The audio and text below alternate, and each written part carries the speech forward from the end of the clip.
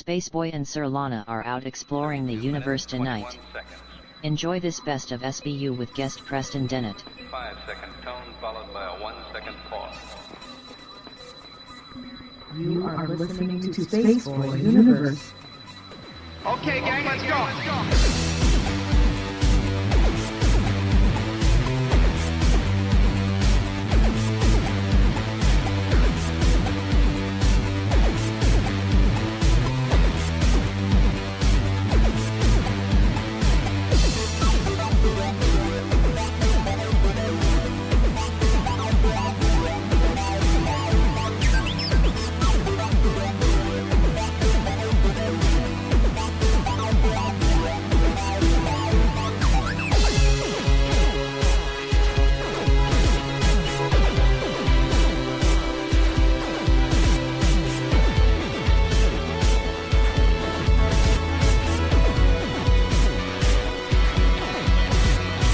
From the space city called Houston, Texas, welcome to Spaceboy Universe, featuring Spaceboy and the lovely Surlana.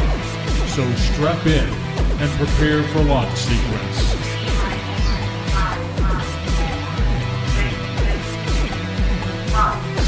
Greetings and salutations, I am Spaceboy. And I am Surlana. And this is Spaceboy Universe. It is October 8th, and tonight's special guest is Preston Dennett. And if the Space Cadets are nice, we might take their calls. As always, follow us on Twitter at the SB Universe. You can also follow Surlana at Surlana. You can follow me, your lovable Spaceboy, at Spaceboy Music. Remember to hashtag your tweets with hashtag SB Universe and hashtag Space Cadets. Hey, speaking of Space Cadets, you know, if you want to hang out with them, you can go to spaceboyuniverse.com and click the dancing chat bubble in the player. That'll get you in with all the cool kids. And in addition to Twitter, you can find us on Facebook, Tumblr, SoundCloud, iTunes, and YouTube. Just search for Spaceboy Universe. Speaking of YouTube, you know, you can find more than the Spaceboy Universe archive of shows. There is video content from Spaceboy Music, video interviews, 2-Bit Gamers, and so much more. And if you can't catch our show live, that's no problem. Take the universe with you on the go via Spreaker, SoundCloud, and iTunes. Because we love to broadcast. And on that note, how are you, Surlana? I am a pitiful excuse for a human being. What's going on? There was a fire drill yesterday at work. I knew about it. We all knew about it because we got a week's worth of warning emails. There's going to be a fire drill. It's going to be a fire drill. Forgot about it anyway. Fire drill happens, and it goes off, and they say, you had better get on those stairs. Don't you dare come down the elevators. And see, they're taking it seriously since we actually had a fire in August, which it still wasn't a big deal, but that just kind of was a wake-up call because we didn't muster outside in the proper areas because it was too hot and too sunny and too humid, so we were all clustered next to the building in the shadows. So they said, we understand this isn't real fire, but if something really goes down, we expect you to get away from the building. Well, first off, you're on what floor? 10th floor, so and I have to go down to the 3rd floor, so that's like 8 flights? 7 flights? Give or take, yeah. But I was wearing wedges on my heels, and so the front muscle of my thighs and my lower legs are killing me. So when the drill was over, did you have to stand out in the heat and humidity? No, when it was over, did you go up the stairs No, again? they let us go back up because it was not a real fire. Right. Now, when we had the real fire and it was all cleared, they shut the campus down. They said, come back in, get your stuff, and leave. And we were like, yes! More fires, please. But that one little bit of walking downstairs did me in. Wow. I guess you had you were sitting down earlier. Sad, isn't it? Sitting down in your recliner earlier, and the only way you could get up was to kind of rock it back and forth to give you the momentum to just I was shoot trying yourself out. I was trying to brace myself for the pain that was about to. Well, I'm sorry you're feeling bad. I mean, I'm still recovering in the sense that the throat is getting better. Yeah, it is. And tonight is a good night because although I've been coughing, it was my own stupidity because I was drinking a Gatorade earlier, and drink too fast. And you have a drinking problem in that you don't know how to drink properly. No, what it is that, you get excited about it or something. Well, in my mind, I start thinking of things, right? And I have conversations in my mind. I'm not schizophrenic. I'm just saying, I'll hear myself think things out or whatever to that degree. And for some reason, that my mind translate that to, okay, you actually need to talk. And while I'm drinking, that's usually what happens. God, you're a complicated man. I am very complicated. So, needless to say, I choked on some Gatorade, kind of coughed all that up, but I'm doing better in that sense. But I'm still frustrating with this. Hold on just a second. Surlana's complaining because I'm too loud. Yeah, it might hear. Yeah, in my ears. Is that better? I think that's better. Okay. If it's not, just tell me to do this. Yeah. And I'll put you down further. I hate Windows 10 too, James. So, needless to say, I still have this problem where I pull the muscle in my back from all the coughing I did, and I went to a doctor, and he told me to take some ibuprofen. Did he tell you to put the lime in the coconut and drink it all up? No, but I have thought about that. But the thing is that I haven't taken the ibuprofen didn't yet. Get that, did you? Yeah, I did. It wasn't worth your time. I get it. So I'm moving on from there. This is like the nail filing thing with you. I mean, so Walking Dead, you file your nails. So anyway, I'm just letting people know that I'm doing better. So that's where I'm at now. I need to take some more ibuprofen. The hot showers seem to work to kind of relieve some of the muscle tension I'm having. Had to put a different chair in here in the studio because the one I've been sitting in previously aggravates my condition. So I'm making it through the universe. I'm a lot better, and for those people that have been concerned about me, thank you. I know there was a couple of nights when we did the program that you probably thought, is he going to live? I mean, and I had to step out, but things are cool. So on that note, we're going to move on to something else. So what else you got on your agenda over there, Surlana? You don't have anything you want to I have things, but I like to be nice. I like to open it up to you and see what you have to say, and maybe I have something on my list that ties in with what you have to say. In news about things we like. Jointly. Jointly. Yeah. The guy who plays the chief sheriff or whoever on Stranger Things, his name is David Harbour. He was recently at a New York Comic-Con teasing about season 2 of Stranger Things on Netflix. He's saying it's going to be even more insane, and I don't know how you can take it up a notch from the weirdness that it already has been. Now, you were mentioning from that conversation we had earlier that something about James Cameron-ish bringing Well, they're that talking about the influences. And they've already begun filming it. And the reason I bring that up is because, in Stranger Things, the first series, there was this alien connection. And the alien connection was, I would have to say, it was similar to Alien, the movie. But if we're bringing James Cameron in and we're talking about early 80s, we're dealing with aliens. We're dealing with the Terminator. There's another show, I can't think of what it was called. It was there's a James Cameron connection to it, but it's a space movie. But yeah, so there's going to be a lot of exciting there. What they're talking about is they're kind of hinting that there's a James Cameron influence in season 2. It means could be more spectacular visual effects, more action sequences. As long as it isn't a bunch of lens flares, I'm cool with that. So. What I think they're also alluding to is, Will, the boy who went missing in season 1, and what he went through.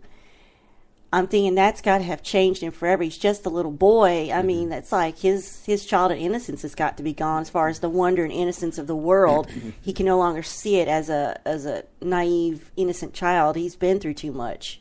Well, I know at the end of that series, I mean, he was kind of going back between two worlds, and then he puked up part of the that thing, Yeah, that was nasty. But he was saying also, David Harbour was saying, we'll get to see more of his personal backstory about maybe how he came to lose his daughter and kind of fractured with his marriage, and we'll get more little backstory and an introduction to some new characters.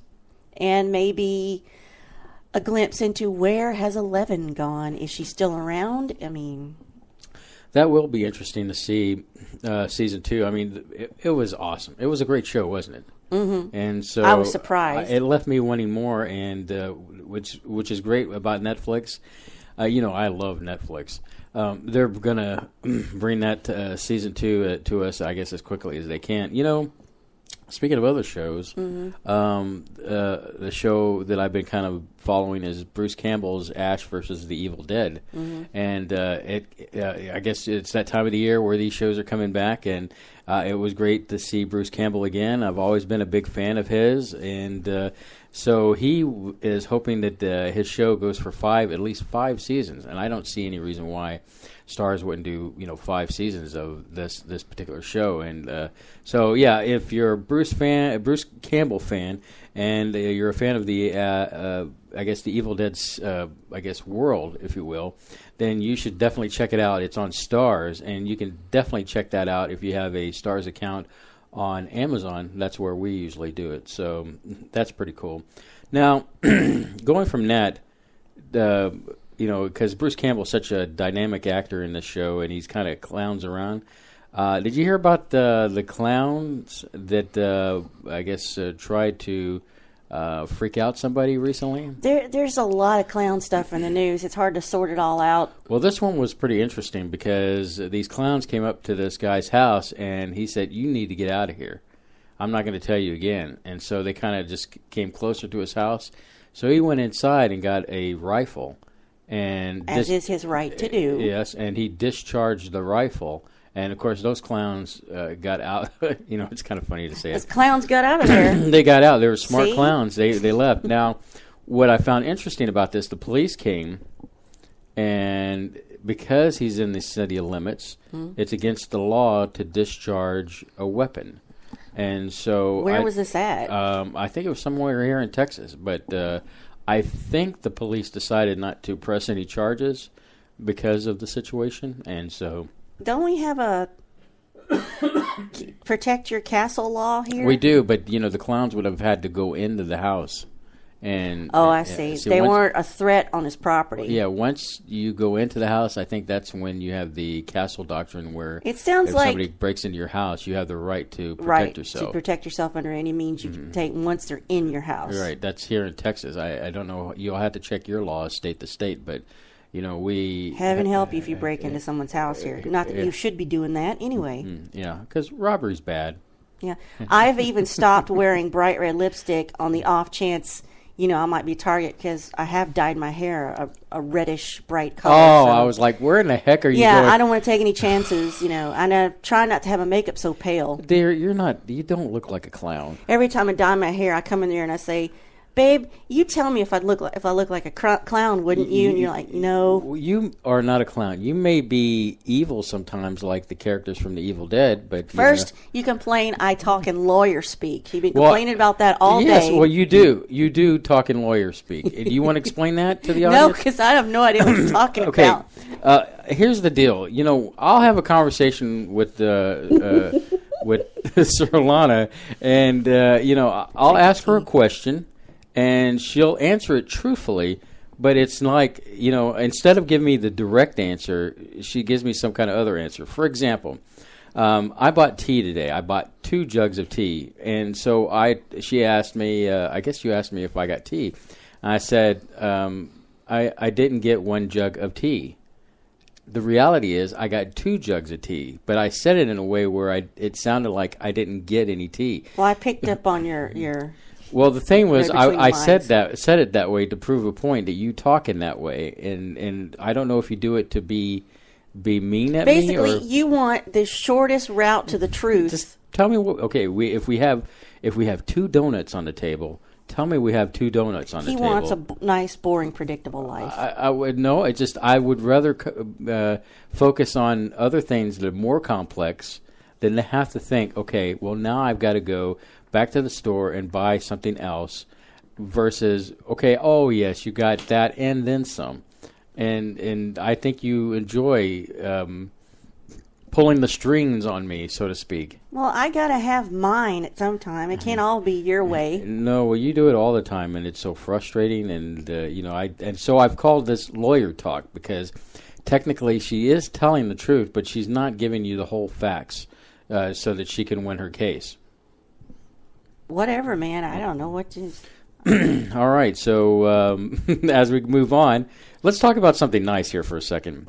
Solaris's new book is out, 1 Million Miles to Midnight. And that is so exciting because some person sitting in this room wrote a song to go along with it, and apparently it's a big hit, but I don't know who that would be. Well, apparently she loves it. And that's all that matters.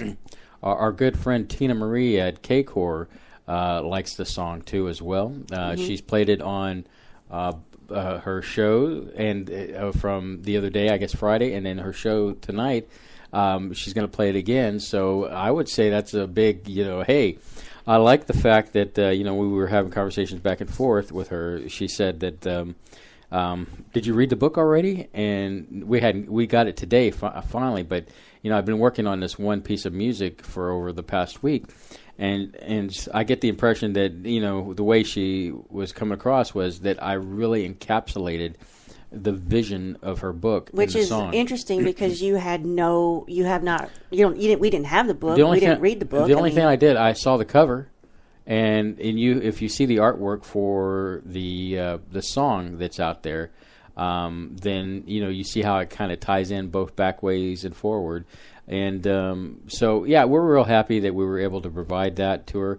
Don't get us wrong, she helped us out too because of our special secret project that's going on behind the scenes with Spaceboy Universe. And besides, we would have done it anyway because we love Solaris Blue Raven, and she's just an awesome person. And by golly, you should go to our website. And on our website, at the bottom left, in the kind of like the advertising the part of our website, is a link to her book on Amazon, and you can get it. It's really affordable. It's a quick and easy read, and we highly recommend you support Solaris in her writing endeavors in this particular book, and tell her if you communicate with her that you heard it here on spaceboyuniverse.com. Now, something else I want to kind of talk to you, Surlana, and we've kind of mentioned this, and you've seen it all over our website, is Maker Faire here in Houston. It's coming up so fast. I mean, within a month, we're going to be live at the George R. Brown Center, doing a live show, and we're also going to be doing video interviews. We'll be walking around, talking to vendors, just going through that. Now, a lot of people ask me, Surlana, is this particular maker thing like just robots? No. No, it's more than that. It's basically to create. Anybody in Houston that makes and creates let's something. Let's say it's a book. That's making. Let's say you're building a computer. That's making. Heck, doing a broadcast like this. This is like a good example of making. Sew your own clothes, your own cosplay. Do you sell stuff on Etsy? Mm-hmm. Do you act? Do you have projects? I mean, it's a great anything you want to interact with or show people. It's a great place for learning for young kids, so that they can spark their own imagination and show them that you can take what's in your mind and actually create. So we highly recommend that you go to the Maker Faire website, and you can do that also by going to spaceboyuniverse.com. There's a banner on the left-hand side that will take you there. I know why you're laughing. Harvey Birdman? No. Okay, never mind. You can go there. If you go there and you get tickets, you put in the code Spaceboy, you're going to get tickets 50% off. So that's really cool. I think that's great. And so if you're going to be in Houston and you want to check us out live, this is going to be a great way to check us out live and be a part of the universe there. So just wanted to get those two things out because, we love Solaris, and we want to make sure you come see us at the Maker Faire that's coming up. Speaking of makers, Tech Explorers is one of the sites that I follow, Surlana. Mm-hmm. And apparently there's a device out that helps you consciously become aware of when you're dreaming. So really? It's this. It looks like kind of a sweatband you put on your head, and so when you're dreaming, it analyzes when you reach REM sleep, which that's when you're active with your dreams. And so it kind of gives you some kind of sensation, or tells you kind of in a non, aggressive way that, hey, you're sleeping, but you're dreaming now. So that you can actually manipulate your dreams. I need that so bad. Sometimes I can do the dream manipulation on my own, but then there's sometimes that I'm like, there's no control out of it. Usually those are my abduction dreams or whatever, and so I do that in the dream. I'm like, I'll say something like in the dream, like, yeah, I'm probably about to die now, and I do. So that's kind of cool, that device, and go into other things, tech related. The tech billionaires, the big guys that produce all these wonderful technology things, they are convinced that we are living in the Matrix. Now, this goes into my thing that I've been kind of reading with the holographic universe and all that. Have you expressed your thoughts on what you thought about that? That we're living in a matrix or a holographic universe? Yeah, like that the what we're living in is not real. If it's true, some kind of construct. If that is true, it's crappy. I don't like it. They need to upgrade it. Well, it's kind of like the movie where they said they tried to build a perfect utopia for mankind, but it didn't work. So they had to create a reality was like this, the world we live in now. I keep going back to that episode of Star Trek: The Next Generation. Oh, which one is that? The one, we were telling Micah Hanks about it, where Moriarty escapes from the hologram simulation. They were playing Sherlock Holmes, and he knows he's a hologram, and he wants to be real, and he wants to get out and explore the universe, and he takes over the ship's computer and holds it hostage. And, of course, there was no way for them to make a hologram solid. To leave, so they had to fool him to create a holographic universe, and they had to put this extra storage in this device that has enough memory and power for him to spend the rest of his quote-unquote life exploring this fake world. Right. But so that's one application of that concept. But he shouldn't know that he's in a simulation, because how did they know they weren't a simulation? How do we know we're not in a simulation? And well, as I've been reading this book on the holographic universe, they've done these tests where they show particles that when they're observed, it's in a solid state, but when it's not being observed, okay, see, it's. I don't know what that is. That's like a kid playing hide and seek or something. Like, you're not real. If I cover my eyes, I can't. You're not there anymore. Well, it's kind of the same thing. Think of a two-dimensional being trying to realize 3 dimensions. It's mind blowing. I read Flatland like everybody had to in college. But I think it's an interesting subject, and like I said, I keep saying that at some point we really need to do a show on this holographic universe thing. Well, I'll need lots of time to get the research in on that, because that's a big topic. It is a big topic, but I'm sure between the both of us, we can wrangle up a great show on that, and maybe a guest and in the future on that. So let's see, what else do I got here? Marvel. Wait, I know that you... I can't find my fingernail file. Go for it. I threw away all your fingernail filing capabilities. Anyway, I watched Luke Cage, binge watched it. It was awesome. And the one thing I immediately said, and then everybody kind of followed suit, was the music in it is awesome. It's great. It's great to listen to.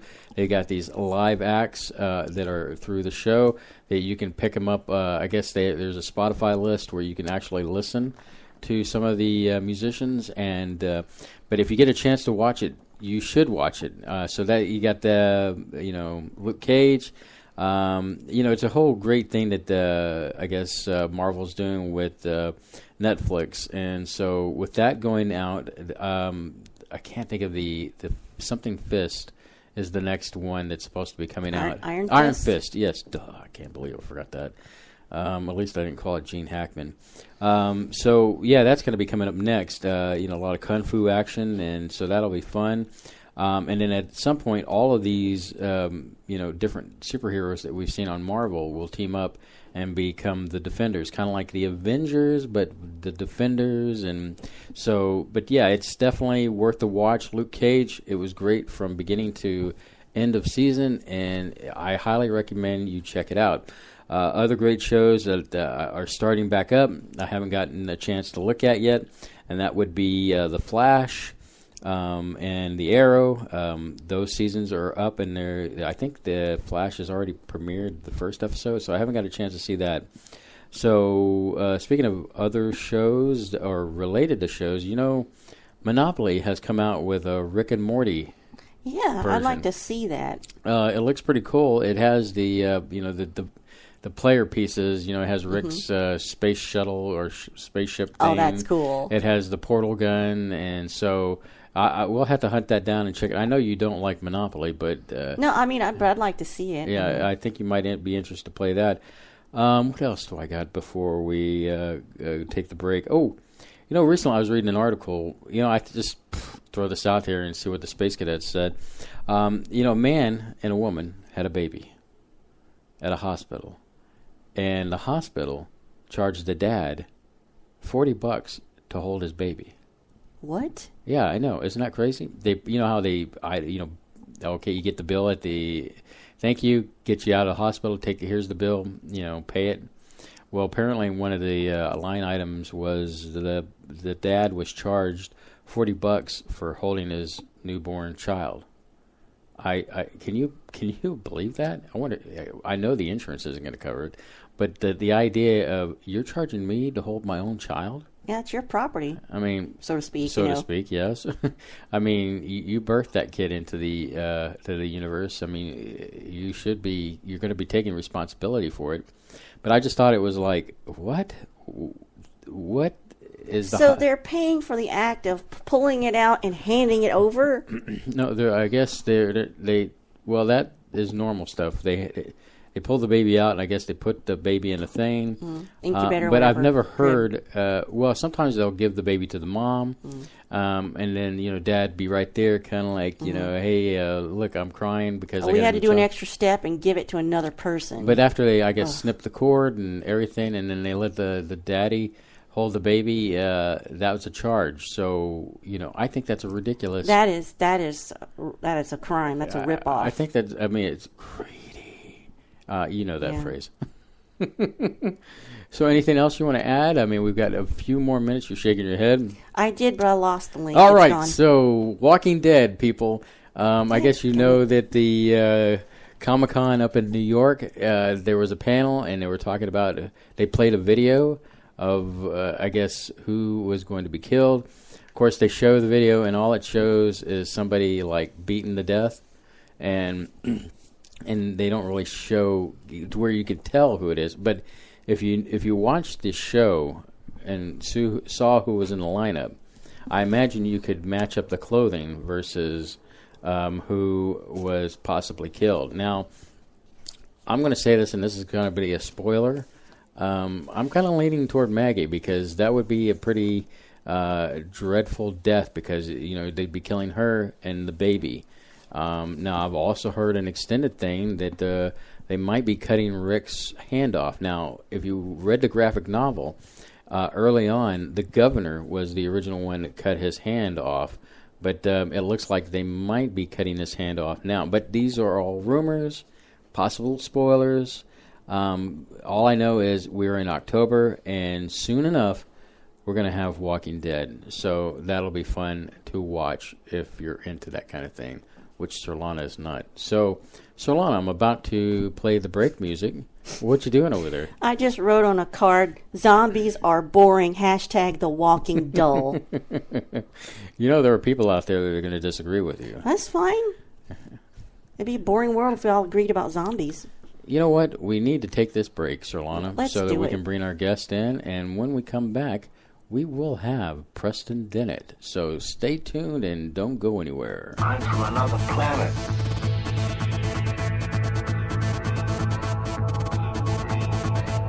I'm from another planet.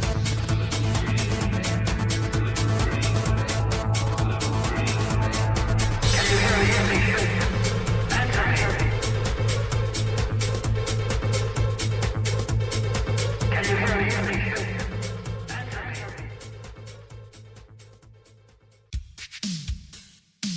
Spaceboy, what makes Comicpalooza the largest pop cultural festival in Texas? Well, I'm glad you asked that question, Surlana, because it's an event with over 2,000 hours of entertaining activities and over 1.2 million square feet of event space at the George R. Brown Convention Center here in Houston, Texas. In addition, with 2018 being Comicpalooza's 10th anniversary, we're expecting this to be the best show to date. And it all takes place May 25th through May 27th, and attendees will have access to sessions that will cover popular trends, even obscure topics, a film festival, gaming competitions, cosplay contests, a live art auction, and so much more. The exhibit hall will be filled with specialty retailers for comics, popular artists, and exciting games. Also, Houston Makerspace will be there, along with NASA's showcasing their innovative technologies, and there will be a kids area that will be both fun and educational. There also will be celebrity guests from your favorite movies, television series, comics, and literature to answer your questions and share their stories. They will engage the audience with Q&A session, sign autographs, and take photographs with the fans. So which celebrities are going to be there? Well, there's going to be quite a few, Surlana, but just to name a few off the top of my head, there's Tom Holland, Kristen Ritter, Charlie Cox, Patrick Warburton, Jerry Ryan, Brent Spiner, and so many more celebrity guests. So you want to know more, you need to go to comicpalooza.com and get your passes today. Comicpalooza 2018, 10th anniversary, Houston, Texas. Be there. This is author Gordon Root. You are listening to the Spaceboy Universe. This is K28, and I'm listening to Spaceboy Universe. Hi, y'all. This is Lori calling from Texas, and I love listening to Spaceboy Universe. Hey, this is Dave Cruz, host of Beyond the Strange, and you're listening to Spaceboy Universe. This is Wendy. I'm listening to Spaceboy Universe. Hey, y'all. This is Lorelei DeLille. I listen to Spaceboy Universe. Don't you? Tell your mom and them I said hi. The epic battle begins this Friday. Direct from ringside at Laser Death Melt Pit. Bot versus Bot in Galaxy's 2-ton weight championship, where your challenger, Good Bot, will face the reigning champion, Bad Bot. You're terminated. Reserve seating starting at $30. 2-drink minimum, where ladies don't get in free. This is an SBU production. You're listening to Spaceboy Universe. Explore the universe, spaceboyuniverse.com. Spaceboy. And Surlana. Spaceboy, and Surlana. Spaceboy, and Surlana. Explore the universe with Spaceboy and Surlana on spaceboyuniverse.com. Hey, Surlana! What? If Spaceboy Universe was cheese, would you eat it? Come on now, it's a simple question. Maybe? spaceboyuniverse.com. Techno, dance, atmospheric moods? Yes, my friends. My latest release, Digital, has something for everyone. Even makes a great gift for Grandma. Buy your digital download at spaceboymusic.com.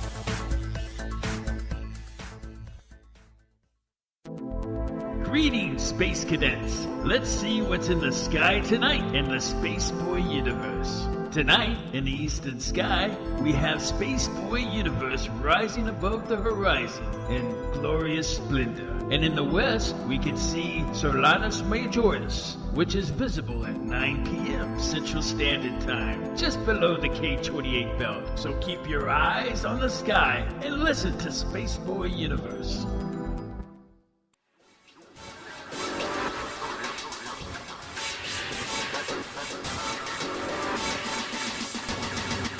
To call in, dial area code 713-7015-214. You are listening to Spaceboy Universe. Here are your hosts, Spaceboy and Surlana. Preston Dennett began investigating UFOs and the paranormal in 1986 when he discovered that his family, friends, and coworkers were having dramatic, unexplained encounters. Since then, he has interviewed hundreds of witnesses and investigated a wide variety of paranormal phenomenon. He is a field investigator for Mutual UFO Network, a ghost hunter, a paranormal researcher, and the author of 18 books and more than 100 articles on UFOs and the paranormal. He has appeared on numerous radio and television programs. His research has been presented in the LA Times, the LA Daily News, the Dallas Morning News, and other newspapers. He has taught classes on various paranormal subjects and lectures across the United States. And he is here with us tonight. Please welcome Preston Dennett. Hey, Preston, how are you tonight? I'm doing great. How are you guys? We are fantastic, and we are, like I said before, we're very honored to have you on tonight. Indeed. And we appreciate you taking the time to be a part of the universe. Hey, it's an honor. I appreciate it. So, the first thing that I learned about you that fascinated me, and I know you get asked this a lot, but it's interesting to me because you were a skeptic. Now, I don't know how hardcore of a skeptic you were about, UFOs and sightings and such, but you did learn that your friends and family were having sightings because you saw something on the news and y'all discussed it. And I'm interested in those. At that moment, what were your feelings like before and you had this turning point? Did you have a hard time believing, or because it was your family, you just accepted what they said without, any question? Oh, no. It was hard. Not easy. And yeah, I was very skeptical, in fact. I was kind of, I'm going to say a rude skeptic. Really? I was not willing to look at the evidence. Would you argue about it, too, or against it, or? Oh, yeah. I thought I knew it all. I assumed the stars were too far away for UFOs to exist. Didn't believe in life after death. Didn't believe in anything paranormal. Thought I was very scientific-minded. And got a real, hard lesson when I heard this report on the news about a sighting over Alaska. This was actually a really famous, well-known case now, but they kind of joked about it on the news. They didn't take it seriously. It was this pilot, a commercial pilot, who saw this UFO. It was on his radar, on ground radar as well. Tracked his plane followed his plane for a good half hour or hour. Really a great case. None of this information was really on the news. They just kind of, like I said, joked about it. As they do. Yeah, but somehow it caught my attention. I thought, my God, this pilot is out of his mind. He's got to be lying, or he's just crazy. He's hoaxing. He's hallucinating. He's trying to get attention or something, Right. This is what I was thinking, except I couldn't get out of my head for some reason. And I started asking people, and that was my big mistake. I found out my brother had seen a UFO, chased it across the San Fernando Valley here in Southern California, with his two friends, by the way. Another thing I found out, most of the people who were seeing UFOs were not alone. I found people at work who had seen UFOs. This lady, Diane, I'll call her, she saw a UFO with her family over this Cleveland National Forest, this darting light, which they observed for about a half hour at least. It would dart around, hover, and make all these impossible moves. And Diane's telling me the story when in walks Dorothy. Now, mind you, these are people I've worked with for years and years. Right. I know and trust and love. And Dorothy's like, oh, UFOs, I saw one. I'm like, Dorothy, come on. She's like, no, really. I was with my friend Carol and my mom, and we had just left the library. And this thing she first saw it when it was a star-like object. It came swooping down, hovered over the telephone wires. She said it had colored lights around the circumference, and it followed them home. She says, Preston, it's really weird. My home is 5 minutes from the library. We left the library right when it closed at 9 o'clock, so they knew exactly what time it was. Their mom showed up, drove them home, and this thing follows them home. And when they get home, they watch it for a few seconds, and it darts away, and they look at the clock, it's 10:15. She says, Preston, I lost an hour of time. Now, this was before Bud Hopkins' book had gone mainstream. This was before missing time was a really well-known thing. So I'm like, I didn't quite understand what I was hearing. But it wasn't just her either. This was my friends, too. I had a friend who had a missing time encounter, several friends who had sightings. my sister-in-law saw a UFO with her two friends over Van Nuys Air Force Reserve Base. And then later she says, I saw something else when I was walking outside her home. This was one summer in the 1970s. She saw what she thought were two children standing in front of Stagg Street Elementary School near her home. This was late at night. She was walking with her dog around 11 p.m., and she thought, well, it's not around Halloween, but these kids look like they're wearing masks. And she walked right up next to them, 10 feet away. And they turned, kind of swivel and look at her. She realized they were sort of hovering there, not even really standing on the ground. And she said they were not human. They were absolutely not human. They had huge dark eyes, very, very pale skin, white skin, huge heads. They were wearing olive green jumpsuits with mandarin collars. She gave a really great description. She's an artist. And just said it scared the lights out of her. She couldn't believe it. It was like being Where woken was up. that at, the location? This was at Stagg Street Elementary School in Van Nuys. Oh, California. A crowded area, by the way. A crowded suburb, which is where I found a lot of people are having their experiences. So, this hit home for me, and it was not good news. It was like being hit by a ton of bricks, caused me to reevaluate everything. I immediately ran to the library and bookstores and started looking up, what I hoped I would find, that UFOs were hoaxes and hallucinations and misperception. But let's before we get to that point, I know. Let's take a step back here for a second. I wanted to ask. I was curious to know did she panic and try to run, or did she experience missing time? I mean, you kind of opened a can here, so I wanted to make sure we get more information on it. No, yeah, you're right. She didn't panic, but she almost did, and she didn't. She decided to walk away as fast as she could without running because she did not want to lose control. Right. And I really questioned her about this, about missing time or telepathic messages or anything like this. She had her dog with her. Her dog did not react at all. She said she just walked straight off as fast as she could and didn't think about it because she could not explain it. She did not think aliens at the time. It wasn't until 5 or 10 years later, when this started to hit the popular media, that she thought, "Oh my goodness, those were great ETs." Wow. She did not tell me that at the time. She really did not know what to think. But later she thought, there could have been a UFO hidden there in the playground, which was surrounded pretty much on all sides by brick walls and trees and things like this.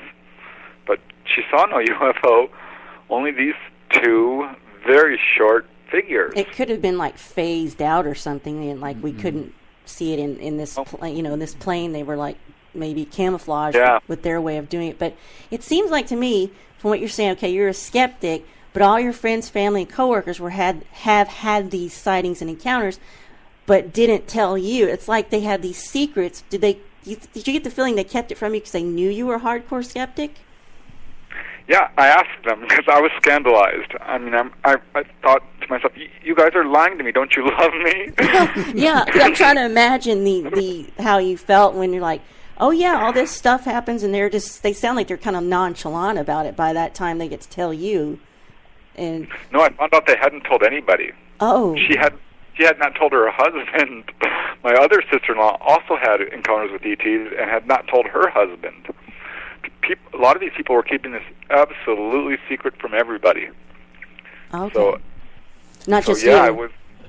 No, not just me. But I asked them that. I'm like, well, why didn't you tell me? And they said, well, would you have believed me? And I had to say, well, no, I wouldn't have. And honestly, I wouldn't have. I would have assumed that they were out. I don't know what I would have thought. Yeah. Probably wrote it off as some kind of easily scientific, or they're messing with you. But so when you found all this out, because it looks like the number of people who are having these experiences was stacking up. So it's kind of like you can't really ignore all of this story. So is that what prompted you? You said you started researching and looking into it, try to maybe even debunk it on your own. Yeah, it was very upsetting. to find out that aliens were invading our planet. I'd never been taught this in school. On TV, there was maybe one program that ever covered it, In Search Of. Mm-hmm. Oh, yes, good old In Search Of. Yeah, I always refer back to that as my childhood. That's how I got interested in the topics that we cover on... Miss shows like that. Yeah. Yeah, but, it really wasn't a lot of information out there. And, that's why I started reading books. And the books were very convincing that there was something going on. Not exactly what I wanted to hear. Yeah, I was like, what was the evidence that finally turned you to believe? It took a good year, I'm going to say. But when I started to hear, I read this quote from Bud Hopkins. And not Bud Hopkins, I'm sorry, J. Allen Hynek, who I'm sure have heard of. Mm-hmm. Father of modern ufology, worked with Blue Book, and wrote some of the first scientific books about UFOs. Yes. And I heard a quote that he said 1 in 40 people had an onboard experience. And I thought, okay, no. There's just no way I know 40 people, and I don't know anyone who's been abducted. But it turned out I did. And this is what started me really asking people earnestly, have you seen a UFO? And I didn't have to ask 40 people. I found 5, 10 people within my circle of family, friends, and coworkers, people I know and trust, and they had this type of experience. So that kind of really tipped the scales for me. That's when I started joining UFO groups, subscribing to magazines. I started doing formal interviews, recording them, going to landing spots and sighting locations, and trying to see these objects for myself. That's what I was about to say. Really on the flip side, once you did the research and saw some mounting evidence, were you now then kind of chuffed because, well, geez, everyone and my brother has had experience except me? Or are you like, well, where's my experience? Basically, you I guess your thirst for the knowledge. Yeah, did it go the other way, Yeah, did you do the 180? Yeah, to a certain extent. Mind you, half my family, or a little more, had not seen UFOs. Oh, okay. And were very skeptical. So I caused a major divide in my family and friends and coworkers. And not, vicious arguments or anything, but my dad never believed. My oldest brother never believed. My other, I have a large family, 5 brothers and sisters. My sisters believed. One of my brothers believed because he saw one. What I found is people who had had a paranormal experience or exposure to this phenomenon early on believed it, and those who didn't. So yeah, Preston, does your family or is it religious in nature or have a background? There's skepticism, or is it just pure scientific logic against? My parents were raised with a religious background and rejected it. Right. And so I was not raised religiously. So kind of as a backlash, I became very spiritual later on, which really kind of concerned my father. And thought maybe he should have taken me to church because I kind of ended up going in that direction anyway. Sounds like some awkward Thanksgiving dinners then between the divided, factions.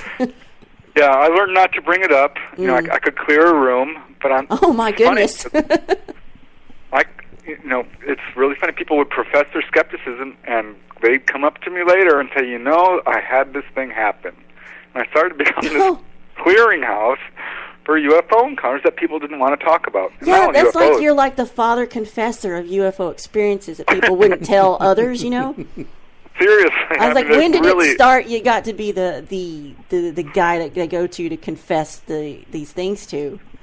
It started immediately because it turned out a lot of people were having these experiences and had no one to turn to and no source of information. The ridicule factor was pretty intense back in the late 1980s. It's opened up quite a bit since then. Now people talk about it, and it's no big deal. They let me use their name. It's when it's on the media, they don't bring on debunkers anymore like they used to, sort of bash you or make you look like a fool. So I've always been completely upfront about it. I'm not embarrassed to say that I believe in UFOs. I'm not even really I wouldn't describe myself as a UFO believer. I know this is true. I've seen them. In my opinion, the evidence is mountainous and absolutely conclusive to anyone who's willing to look at it. I imagine over your 30 years of researching, it's helped in the sense that you've had that time to cultivate the idea that in your mind that I'm good with this, I can live with this, this is what I believe, I've seen what I've seen and heard and experienced. I've come to this conclusion that, we are not the only ones in the universe. Right. It took a while, though. I mean, this was a very difficult process, but yeah, I'm absolutely convinced that this is real, and seeing, I think, is believing, and this was one of the reasons I really got involved in this, because a lot of these people who had this experience, or do have this experience, are not educated about it, and when they see it, when they see this UFO hovering over them or following their car or beaming a beam of light down on them, it can be devastating. It can totally change their life. Some people go the path of completely denying it, like Dorothy, who saw a UFO with her mother and friend, followed them home from the library. I called up Dorothy's mother. I ended up interviewing everyone I could get my hands on. And I said, "Tell me what you saw." And she says, "Well, I don't believe in UFOs." I'm like, "Well, what did you see?" And she says, "Well, it looked like two pie pans stuck together. It had colored lights around it. It was 50 feet above our car. It definitely followed us home. The girls were screaming, 'I don't believe in UFOs.'" She kept saying that.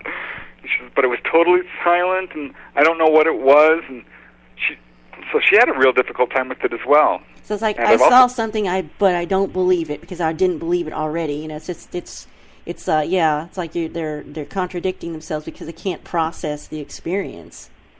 Right, and it's kind of a core belief. It really changes how you think about yourself and your position in the universe and humanity's position in the universe.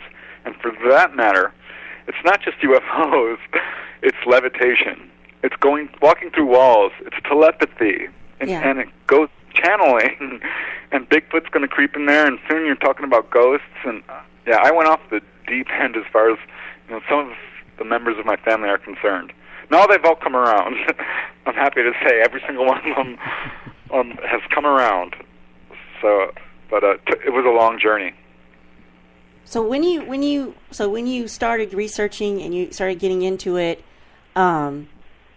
what were some of the things you found in your research that were some of the more shocking pieces of evidence or stories you read that maybe added to your changing of your belief? Well, it was all very shocking, honestly. Just the whole idea that aliens were visiting our planet and it wasn't being taken seriously. I think the real shocking thing was the government cover-up. Mm-hmm. And I'll call it, quote, government. It's really, quasi-military corporations. I'm not exactly sure who's covering this up, but the whole UFO crash phenomena, that was a difficult pill to swallow for sure. I remember picking up the Roswell incident, that book, which was pretty much it at the time. No one was talking about UFO crashes at all. Mm-hmm. And to find out that, it's not just Roswell, it's the Aztec UFO incident, it's the Paradise Valley UFO crash. There's one in Kecksburg, Pennsylvania, another in New York, there's a bunch in New Mexico, there's the Las Vegas UFO crash. Now that I've done research, I'm finding that there are hundreds of these UFO crashes, that we are covering it up. The cover-up is demonstrable. It's not like my opinion by any means. It's absolutely demonstrable. You can prove it easily in a court of law. Well, you take that, like the UFO lights in Phoenix that happened so many years ago, that many eyewitnesses and people from different parts of Phoenix seeing those lights. And then, of course, from a government standpoint, throwing a monkey wrench into it and saying, well, they're just flares that were falling behind the mountains. And people they have the lamest excuses, don't they? I guess they just tried to put a story out there that say for the uninformed that this is what it really is, and the uninformed kind of follow it hook, line, and sinker. But when you have many witnesses in situations like the Phoenix Light and that incident in Pennsylvania, and I mean, eyewitnesses really kind of add up to kind of give us the story credence. Wouldn't you agree to that, Preston? Oh yeah, absolutely. And I have to tell you, the Air Force is on my naughty list. I am furious at them for taking my tax dollars and everyone's tax dollars and using them to make UFO witnesses look like fools. Which, while they know perfectly well that this is a valid phenomenon. The whole Blue Book investigation was a complete whitewash, which is pretty much universally agreed upon by all major UFO investigators, and including, Blue Book insiders, who I eventually interviewed, some of these guys. So, yeah. And Blue Book was our government saying they're going to look into these incidences, and they probably didn't or dismissed them. And then what gets me is many years later, they come back out to talk about the Roswell incident, and from the government, and they say, well, it was Project Mogul. I guess I'm guessing that's the correct name, where they were dropping mannequins or dummies from the sky, and that's what people were seeing. So I mean, just another prime example there of the government, trying to whitewash this or pull the wool over our eyes to confuse us, for the uneducated that are not into the subject matter. So, yeah, they completely bungled the whole situation as far as I'm concerned, and had numerous opportunities to come clean and haven't, and still haven't come clean, despite the fact that this cover-up is crumbling. Whistleblowers are coming out of the woodwork. Almost every major UFO researcher has interviewed all these whistleblowers. I'm contacted pretty much regularly by people in high levels of government or the military, sometimes on their deathbed, saying that they want to come clean. So there is a movement. It's trending towards disclosure. The cat's out of the bag. The toothpaste is out of the tube. You can't put it back in. So we're looking at a different world now. I think that the people who are doing this cover-up must be in a panic situation, because it's coming out whether they want it to or not. It's a very mercurial and delicate situation right now, because it's all coming out. Yeah, I can imagine that. It's one thing if the typical, jokey thing where it was Billy Bob saw a UFO. And while he was drinking with his buddies out in the woods and shooting stuff up, but when you get credible witnesses like the military that actually say, "Hey, look, I've been a part of this project. This is what I've seen," and then you get public officials coming in and saying, "Yes, this is true. We've been doing this and we've seen that," and even Nick Pope. Coming forward, saying that he was, what he witnessed for his documentation and things. It's got to make you go, okay, I was a skeptic at first, but, here's some credible people coming forward. I think the normal thing that I get when I initially see people coming forward like that is, what's their angle? What are they going to profit on that? But in a lot of these situations, you don't see most of these people, they're not trying to profit from it. They're just honestly trying to come forward and saying, this is what's going on. Right. Well, I never got involved in this for the money at all, and have not really made a whole lot of money at this, to be honest. It's the books that I publish kind of pay for my habit, if you will. Yeah, it's a subject I take extremely seriously. I think it has the potential to change the world. I think if this technology that we have, the crashed UFOs, the electromagnetic engines that they run on, that's basically free energy, this could solve the world's problems. Well, some of them, certainly. The economic crisis, the energy crisis, and the environmental crisis would all be handled much more easily if we would just let this technology out and start speaking the truth about what's going on. And that's what's going to happen.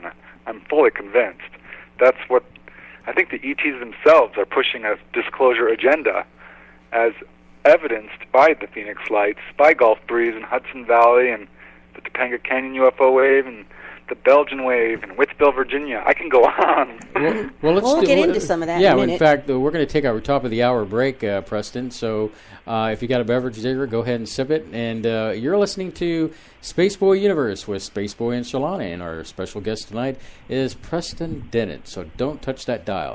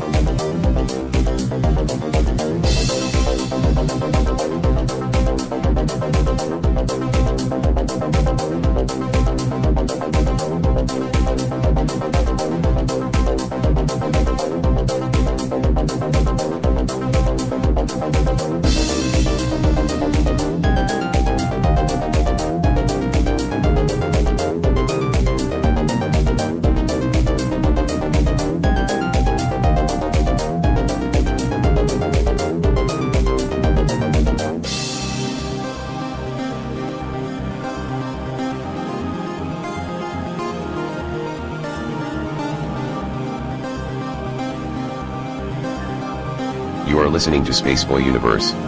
Now here are your hosts, Spaceboy and Surlana. Indeed, you are listening to us. That is Spaceboy and Surlana. And our special guest tonight is Preston Dennett. And he is a wealth of information. Mm-hmm. And we, as always, we have these conversations during the break. And I keep trying to remember to remind myself that. And you miss all the good stuff. Yeah, I know. Save it to the show. Save it for the. But anyway, we're back, Preston, and we want to pick up with some of the incidences that you've you were mentioning the Phoenix Light. Well, I was too, and some of the other incidents. How can you explain to our audience for the that do not know some of these incidents that they probably stand out to you as interesting case studies, or that you got told, or Oh yeah, absolutely. I think that the ETs are very aware of what they're doing. What's going on right now is unprecedented in human history. Mm-hmm. We have never had these levels of activity, as far as I can tell. I mean, certainly there's a lot of evidence of ancient aliens and ETs visiting our planet for a very long time, thousands of years. But as far as these levels of activity with these waves of sightings, like the Phoenix Lights, like Gulf Breeze in Florida, like Hudson Valley, New York, like a wave of sightings over Topanga Canyon, the subject of one of my books, UFOs over Belgium.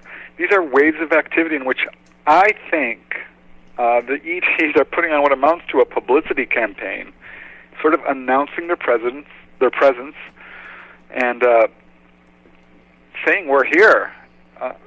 I don't think UFOs are going away anytime soon. I think their agenda eventually is open official contact, and that's what they're pushing towards. And the only thing that's preventing it right now is, I'd say, our prejudiced ways, our warlike ways, and this is why they're contacting so many people at a grassroots level, taking them on board. And when someone's taken on board, the most common thing that I hear, and according to several studies, is that they're physically examined. They're very interested in humans for some reason. I think we're related to them, honestly. But they're very interested in our bodies and know probably more about them than we do. But beyond that, their agenda is pretty clear. They generally talk about three main areas to witnesses. And that would include, I'd say, alternative energy sources. Mm-hmm. And when I say that, case after case, people are shown the engine room of these craft. Now, why would ETs do that? Well, they explain why. They say, why are you using fossil fuels? There's all these alternative sources of energy. There's magnetic energy. You should look into that. And in fact, it's to such an extent they've actually instructed people on how to build free energy motors, which people have done. I'm writing an article about this right now. So that's one of their agendas. Another agenda would be, I would say, environmental. And this has been an agenda they've been pushing since the modern age of UFOs began in 1947. Now, throughout the 1950s, there was the so-called contactee era. Right. Which is when people mostly reported experiences, contact with human-like ETs, generally friendly. They were taken on board and given messages about environmental warnings or shown the engine room. Well, it didn't change at all with abductions, just so you know. It's the same exact warning they're giving, whether it's, Whitley Strieber or Betty Andreasson or who it's all the same. They're warning about environmental catastrophe of various kinds. Nuclear proliferation, pollution, global warming, this sort of thing. So that's their one of their main agendas. And beyond that would be alternative healing. And this is something I see again and again. Now, I could talk quite a bit about this. My first book was UFO Healings, and that covered 100 cases of people who were healed as a result of UFO contact. But in addition to that, people are given information on how to do alternative healing. I've got case after case of people I've interviewed who come away from their encounters as doing hands-on healing of some kind. Reiki or hands-on healing, or they become environmentalists, channelers, psychics. They become very spiritual. So that is definitely a trend I'm seeing as a result of people who have contacts. So that's what I think the main alien agenda is in those trying to help main areas. Or warn us. Right. I mean, not to say that abductions aren't the scariest thing that could ever happen to a person. Yeah. And I totally sympathize. And people have had their health harmed, their families. People have a very difficult time with relationships who deal with this. So it's not all roses and puppies by any means. It's a difficult life path for people who have this going on. But I don't think aliens are coming from light years away or other dimensions or the future or where have you, just to hurt people. That's not their agenda. In fact, this is something I always ask witnesses, people particularly who have had on-board or face-to-face contact.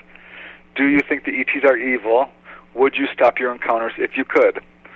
The majority say, no, I don't think they're evil, and no, I wouldn't stop my encounters if I could. In fact, a lot of people feel like they've been completely transformed and woken up out of a almost robotic sleeping state from, as a result of their encounters. That sounds like waking up in the Matrix, where now you're aware of the environment, And what I found is that, it's scary. And some cases are nicer than others, but overall, the ET behavior falls under the same umbrella as human behavior and is actually skewed significantly towards more positive behaviors in the fact, as evidenced by there's almost no cases of what I would call sadistic behavior on part of the ETs where they hurt people for fun or their own entertainment. I was going to say real quick, Preston, is the impression I get because you were talking about the wanting to give knowledge, concern about the environment, and the alternative healing. That's all great. We hear a lot of that, and the energy. But there are a lot of people that I've read. They, I guess, tying in with what you were just saying, are abducted and medical procedures done on them, and they are totally like, I feel violated in that sense, right? And it's not nice, is it? I mean, that's a crime. I would be terrified out of my mind if these guys appeared in my bedroom or hovered over my car and sucked me up, and next thing I know, I'm naked on a table. No, I don't like needles, but here's the thing. I don't think they're intending to hurt people. What I'm finding is that they're a little baffled by our extreme emotional reaction, and not only baffled, very interested in it. And they're now studying emotions and doing all kinds of emotional testing even. And the worst I found, real quick, is that they treat people like lab rats. There's not a whole lot of compassion sometimes. My guess is that these are not your friendly neighborhood aliens next door. These are the military officers. These are the doctors. These are the people who have a job to do to save their race. And they don't have time to socialize. They have to get these genetic material before they go sterile. And I think that's what I was getting at, was the emotional state of the aliens. It's kind of like you're dealing with detached. They're detached, but in reality, I could say that we're dealing with an alien species that don't have the emotional state of humans. That it's kind of like, I hate to bring in Star Trek into this thing, but everything for us goes back to Star Trek. It all goes back to Star Trek. You have the Earthlings, right? And first contact, with Terrans. The Vulcans, the Terrans. We're the Terrans, and we're like this free spirit, rock and roll. We just want to just have fun, and the Vulcans come along and they're like, they don't want us going out into the universe like the knuckle dragon primates. They view us, and they're like, we're going to guide you into this universe out here of all these worlds and species. And in Enterprise we find out that we kind of resent the Vulcans for that, because they won't let us just go out there and explore. They're like, no, you need guidance. And sure enough, we did, because we went out there and caused some trouble. So with that Star Trek reference, we get that same feeling from the Greys, kind of detached, kind of like you're like an ant to us, because we're more evolved. We're more evolved in that kind of thing. So right. Yeah. So there you go. We hand it back to you, sir. Sorry. Yeah, it's a very curious situation. It's hard to say what's going on. There is definitely that sort of arrogance almost, but on the same hand, or on the other hand, rather, they're very interested in us, and they seem to be obsessed with us, and to the point where, we're related to them in some way. There's no doubt in my mind. And going back to Star Trek, this is what kind of kept me out of the whole UFO field. I'm like, honestly, really, aliens with eyes and nose and mouth and arms and legs and fingers. Humanoids, yes. Be original at least. Give me some tentacles. Give me something. Because this is just obviously science fiction. Well, the books have that. What you're talking about, but due to budget and makeup and restraints, that's probably why they never came up. Galaxy Quest, they're actually kind of stupid looking and stuff. But God, I love that movie. But yeah, I see what you mean, because you watch Star Trek, they slap a prosthetic on a person's face. Oh, you got nose ridges. Ooh, you're a new species. Alien, new species, kind of thing. I mean, cop out. Right, but the fact is, we're stuck with that because that's what people are seeing, and what this speaks to is they're related to us in some way. I mean, there are aliens that look just like us, the Nordics. Right. Case after case, whether you're talking of, Travis Walton or all kinds of famous cases, known and unknown, involve human-looking ETs. So what are we to make of that? If they look just like us, what does that have to say about human origins? And the fact that the Greys are, hybridizing with us and saying flat out, in case after case, that we are related. I think this really speaks towards our relationship with them and who we really are. I think they're very interested in us. That's another episode of Star Trek TNG where they found out that 5 of the humanoid races, including humans, had a common ancestor, and it was like a big deal. So, right. I think being a human is a big deal, and there's an alien parade out there. To some extent, I think we've been quarantined because of our violent ways. But on the other hand, the evidence is speaking towards us being genetically manipulated over the centuries and the millennia by these guys who are creating us to incarnate in themselves, because we can do things that our humans have abilities that they don't, which includes our emotional makeup, which I think is what they're finding really attractive. So yeah, it's great to be human, and there's something about us that they are very interested in. But it sounds like you said that the common themes are clean energy, healing, and our environment. But all somebody has to, if they're studying us so intently, they should have figured out why we haven't gotten those things. It's because you can't profit from us, which brings us to the Ferengi in the future. It's the last race that cares about profit. But it all goes down. If you could eliminate greed from our human makeup, we could probably have these things. Right. I'm a big believer in the human nature and the kindness of strangers. I think the greed is a real problem on our planet, but it's a problem with the 1%ers. It's a problem with the people who are choking our planet and are obsessed with, power and money. Again, greed, avarice. He who has the most toys. Greed and power, they go hand in hand in this situation. I mean, it's clear that our planet is being choked by just a 1% group of people dictating what to buy oil and to do all these things. Right. Not for long, I don't think. I think this is their last hurrah. It's all going to go up in flames, because right now the UFO situation is spinning out of control. It really is. The proof is out there. People no longer even look to television for their information. They go to the internet. UFOs are UFOs are the most popular subject next to sex, which is huge. I mean, people are not stupid. I think, by and large, most people now, according to many polls, believe in UFOs, believe the government is covering this up, and are expecting great changes. And that's what we're trending towards. And it's a very exciting time to be a UFO researcher or to live on this planet. There's plenty of subject matter out there for you to look at. Plus, I get the impression that people are just tired of being lied to. It's just we've been lied to all this time.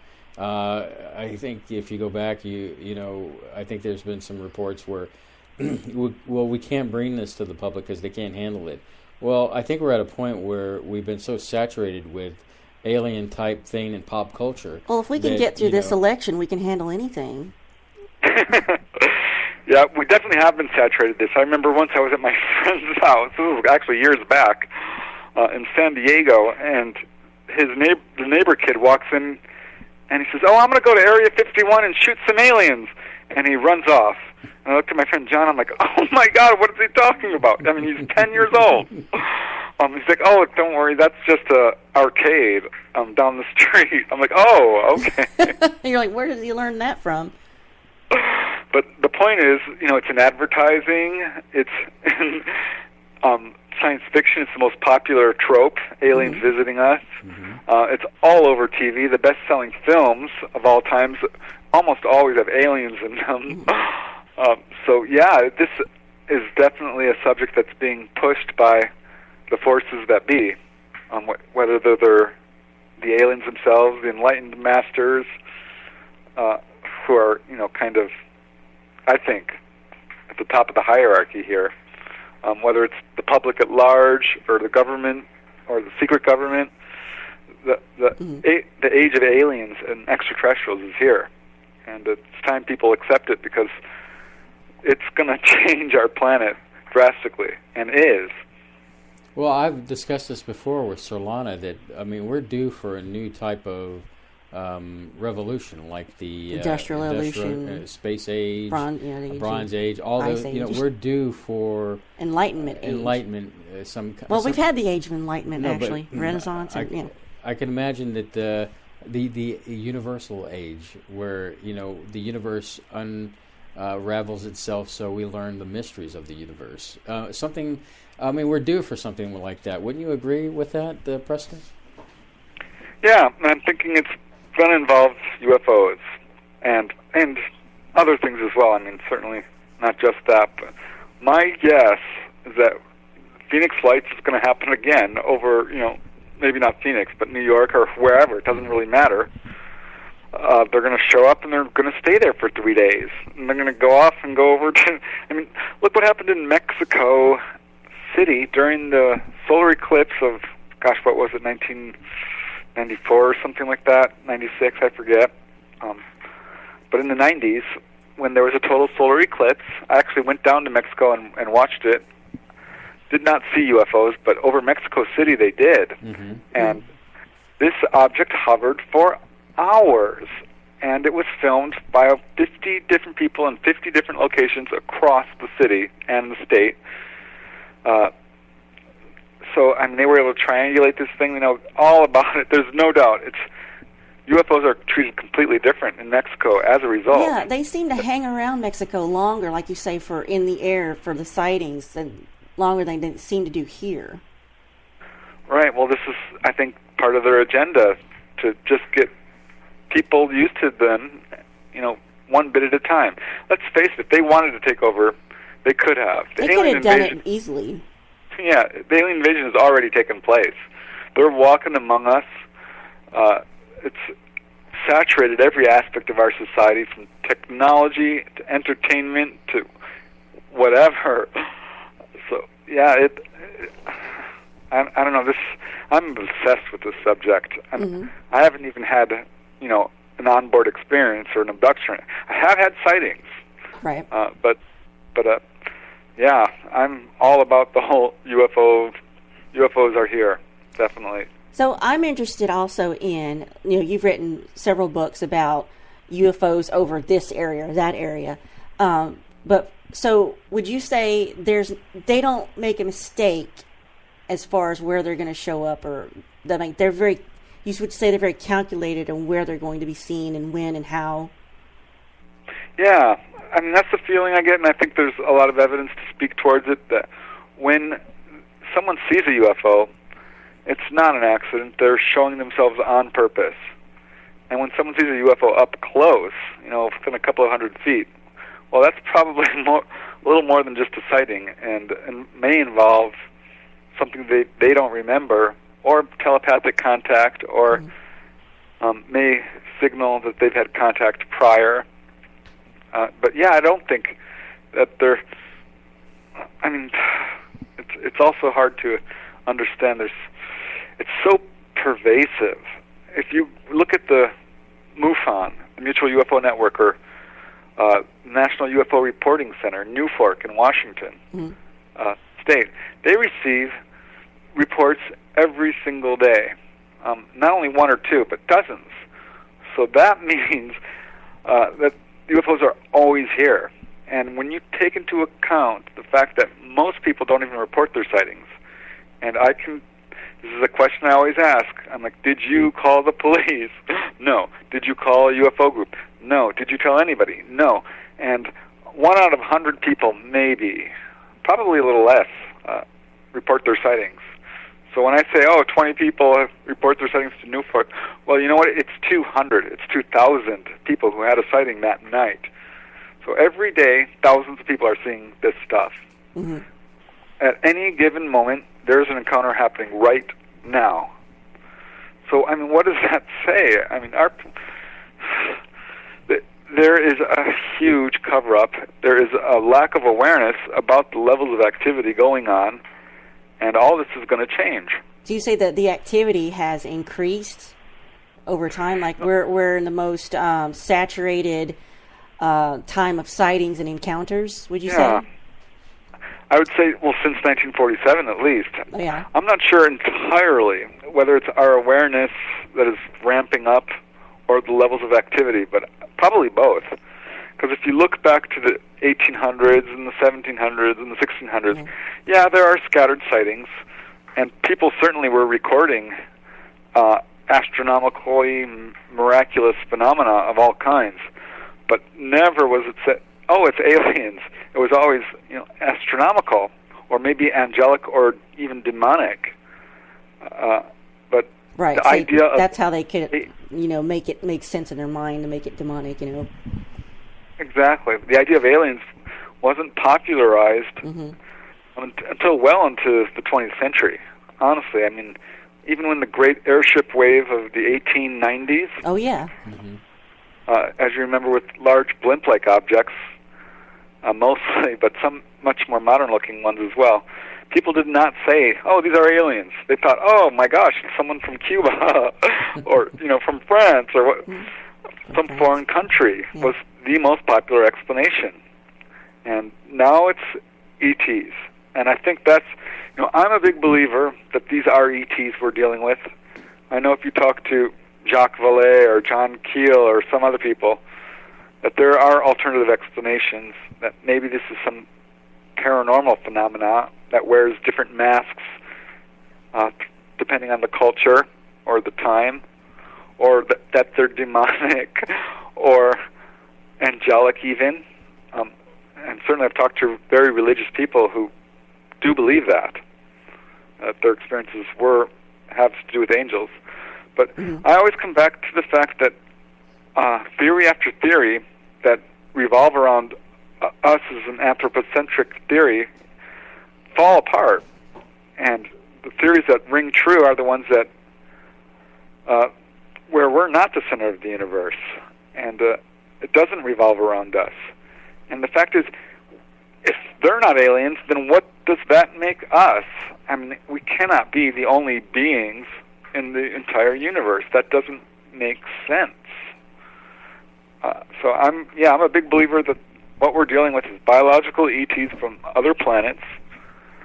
Whether they can time travel or not, or come from travel through other dimensions, that's an open question. I think that's probably true to some extent, because I've certainly run into some really bizarre time travel type cases, and cases where UFOs can travel interdimensionally.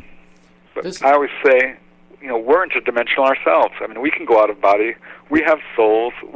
We're studying, in quantum physics, all about alternate dimensions already. So, yeah, I think the ETs are very much like us, but different. Well, on that note, let's pick this up because we're at the bottom of the hour, so we're going to take another break here.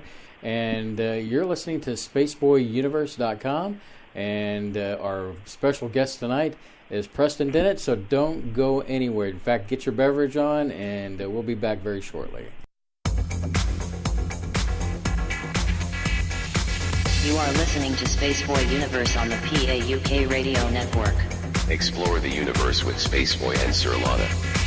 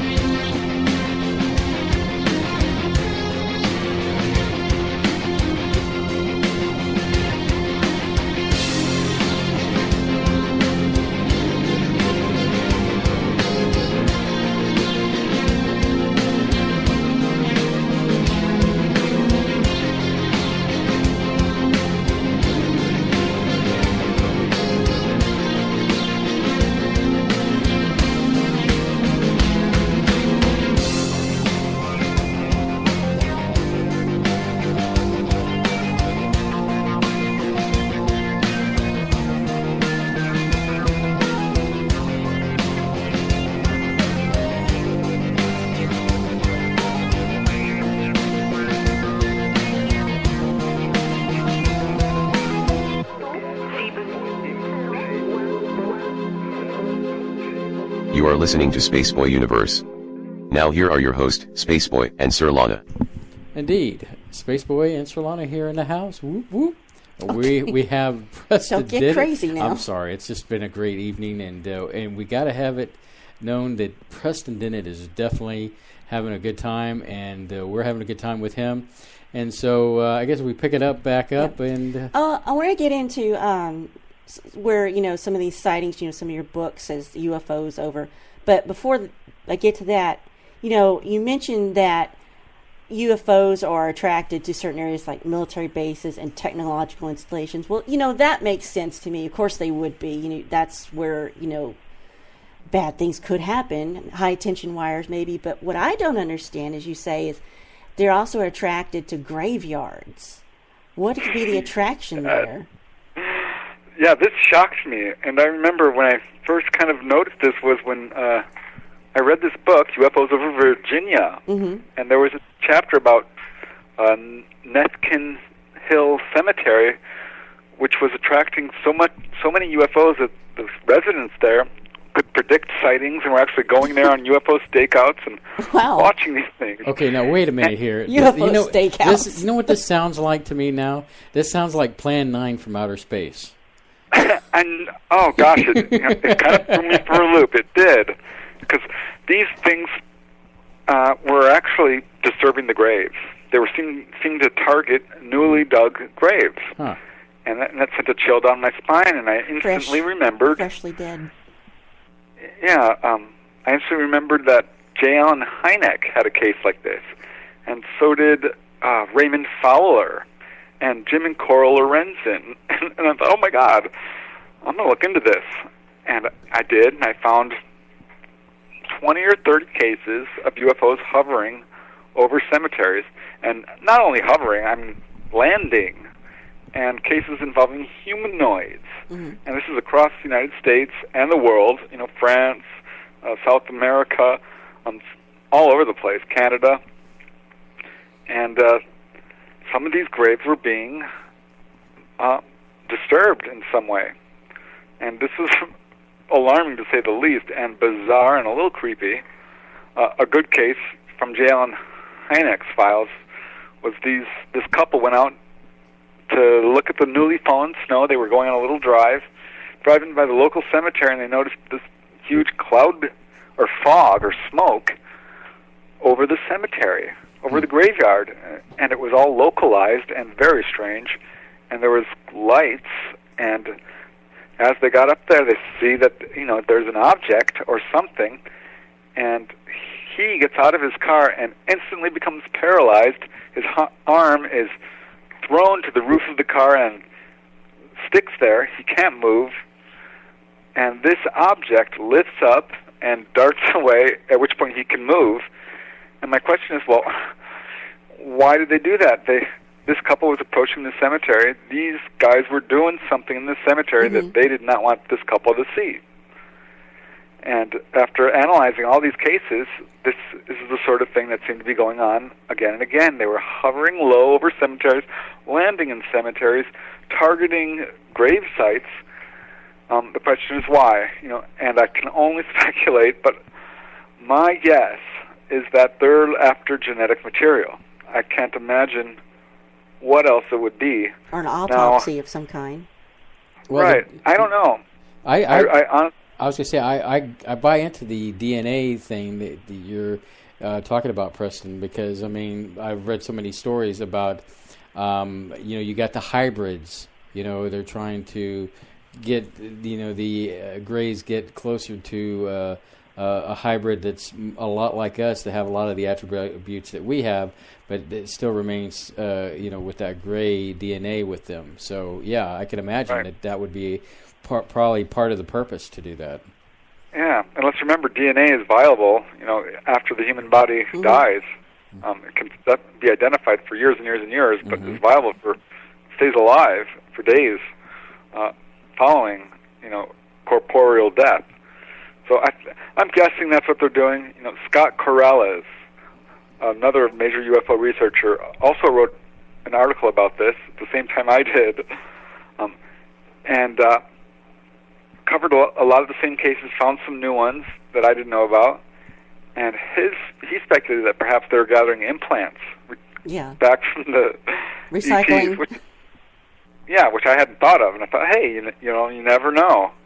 But I tend to favor the genetic explanation, because that's what they're all about. I mean, this is a chapter in my book, Not From Here, which I just put out, volumes 1 and 2, and they cover these kind of different and bizarre aspects of UFOs, like these graveyard encounters, which shouldn't be confused with spook lights or ghost encounters. Most of these people are seeing metallic ships with colored lights and leaving landing marks and humanoids walking around.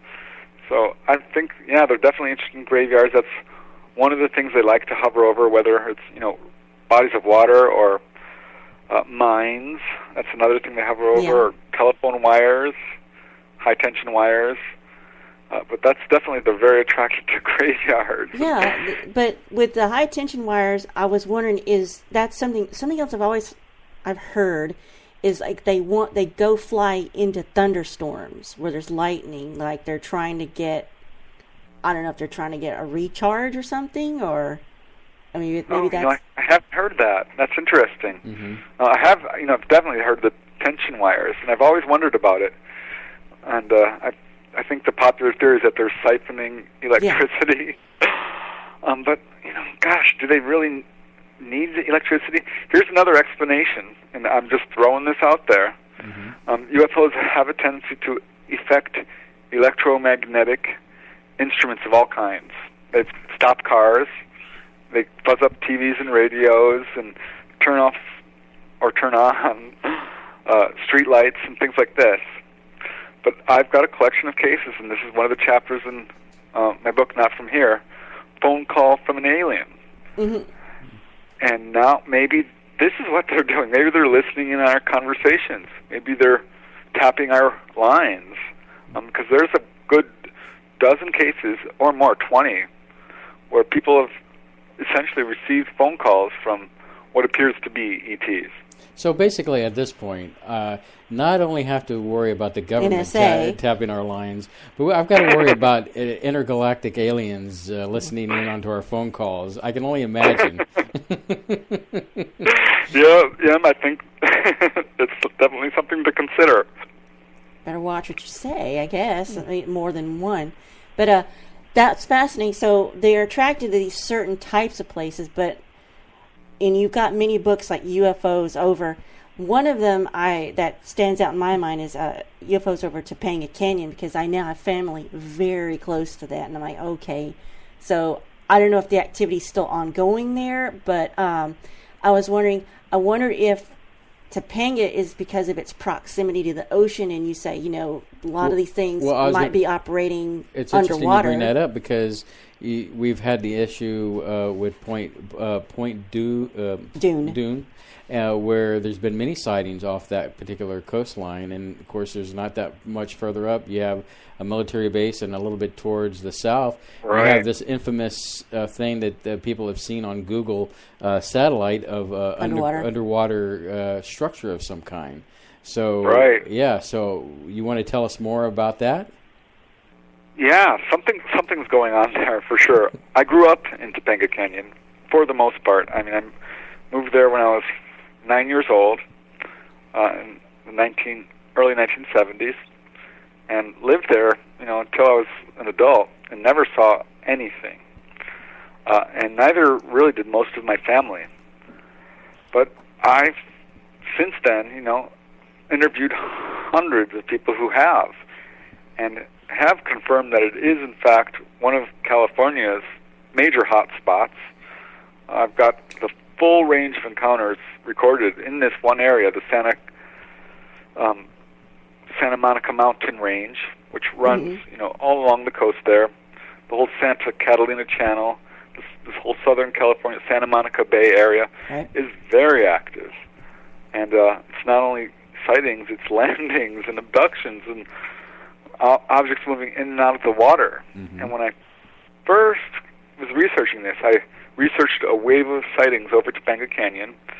I'm going to tell you, it's still one of the biggest cases I've ever dealt with, involving hundreds of witnesses. This was a 2 to 4 year long wave of very intense sightings, which has slowed down considerably, but is still ongoing.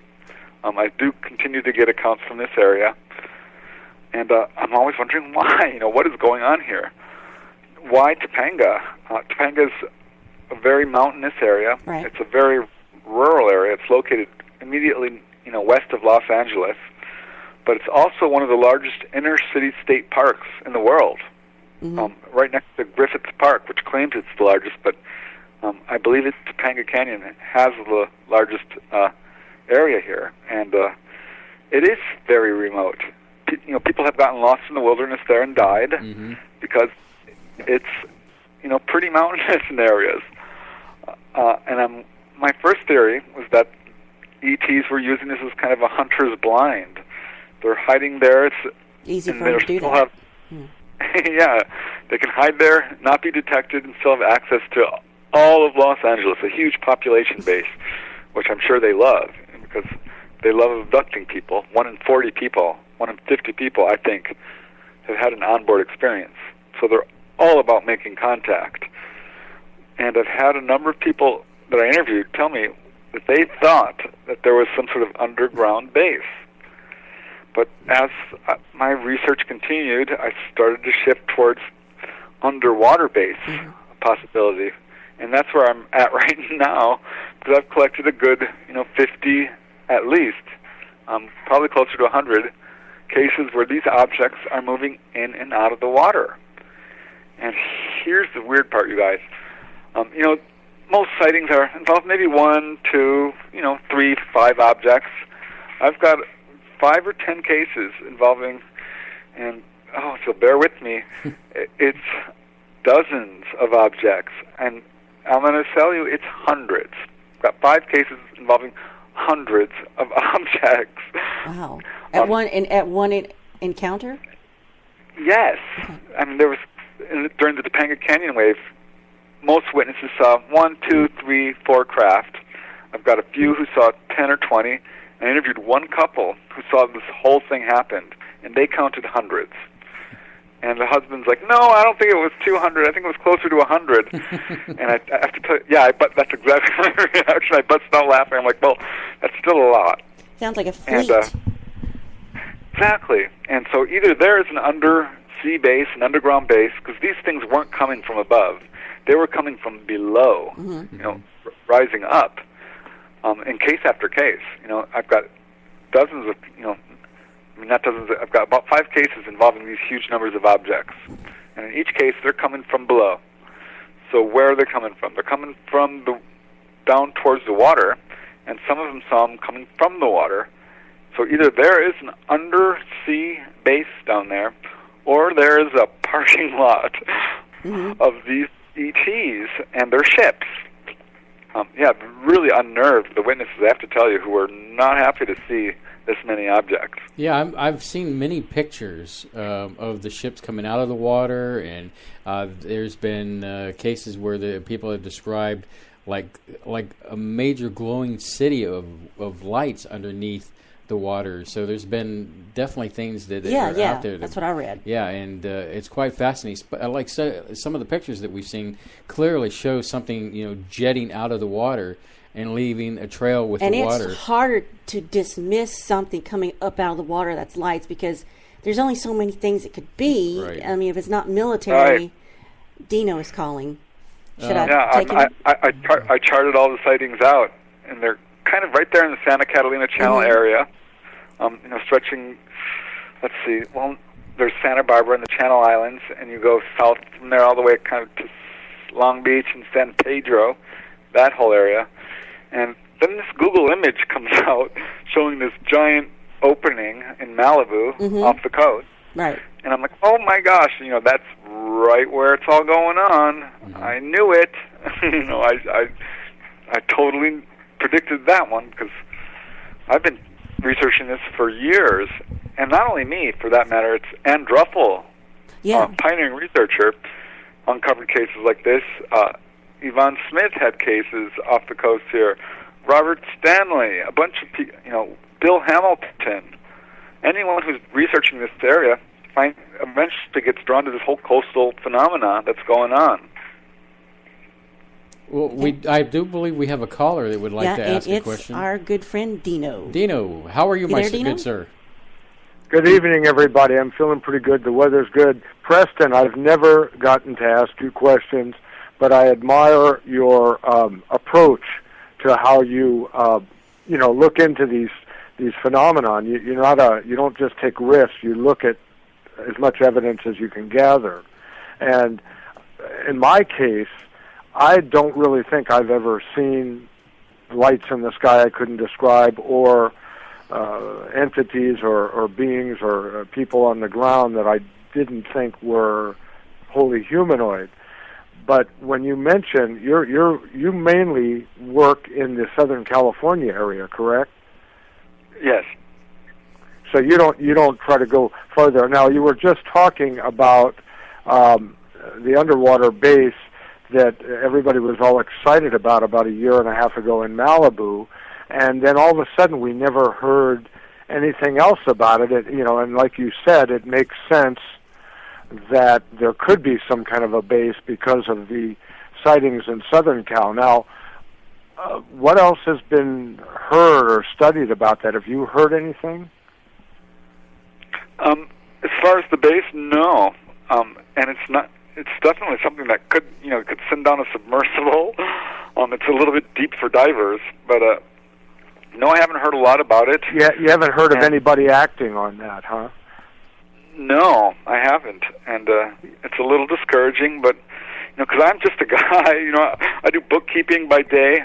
I was thrown into this sort of into the deep end, honestly, and I'm struggling to deal with it, and baffled as to why we're not throwing more money and attention towards this and bringing in experts and scientists. And I'm trying to figure out what's going on, because do we have an alien base right off the coast here, this close? And let's find out. Yeah, I haven't heard anything going on since this Google image, but I'm certainly continuing to collect accounts and building a whole case that there is some sort of undersea base there. Yeah, and so I guess I'm not sure. I have had more experience in Northern California, but the hot spot up here, are you familiar? I guess that's Shasta would be, or near the Beale Air Force Base, because I don't seem to see a lot of activity in the San Francisco Bay Area of late. Right.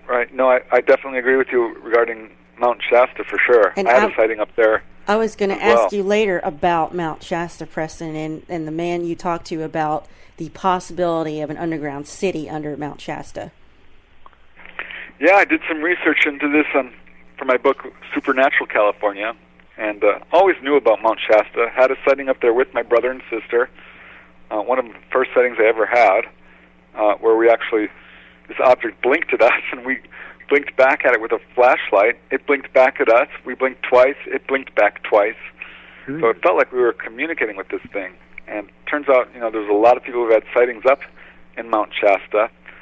And so I looked into it, and I'm like, oh my gosh, it's not just sightings. There's apparently an underground, beneath the mountain, a whole city there. And if it were based on one or two eyewitness testimonies, I'd be, okay, interesting. But no, it's not. It's over a dozen people who claim to have been down in these tunnels and seen all kinds of things. And some of them have actually brought out artifacts, which you can find photographs of. They're out there on the internet. I've got books on it. It's very persuasive. A very interesting place. It's a spiritual mecca across the world. A lot of very unusual things about Mount Shasta. Geographically speaking and geologically speaking and so on, and certainly the legends there are outrageous. Apparently it's the Lemurians who are still living there and have been for thousands of years, intelligent, giant, human-like ETs. That's what I was wondering, because I've had an interest ever since I read Sauter's book, couple of books about underground and underwater bases, and I think even Jesse Ventura mentions it. There, so many of these seem to be secret, corporate, or military, and yet, I'm sure a lot of our tax money was used, but there are apparently, I know it's not your area directly, but you seem to believe that there are hundreds of these bases, not only around America, but in other parts of the world. And how many of them do you feel are humanoid activities, and how many of them are non-humanoid entities using these bases, and what for? Right, yeah. Well, you're right. This isn't really my area of expertise, but I've certainly read about it. And as far as under sea and underground alien bases, I would be remiss if I didn't say that there was at least dozens of them. I think that ETs aren't necessarily flying from other stars to be here. They live here, probably have for quite some time. And so have we gone underground. I mean, the United States is riddled with underground military bases. There was this abductee, Jean Robinson, who wrote a book about her experiences, and she was approached, she had all kinds of ET abductions. She was approached by this government guy who said, "Oh yeah, we have undersea bases. Would you like to go to one? I'll take you." Huh. And she declined. She did not want to go. And someone else told me that we also have undersea bases ourselves. So I'm guessing that we do.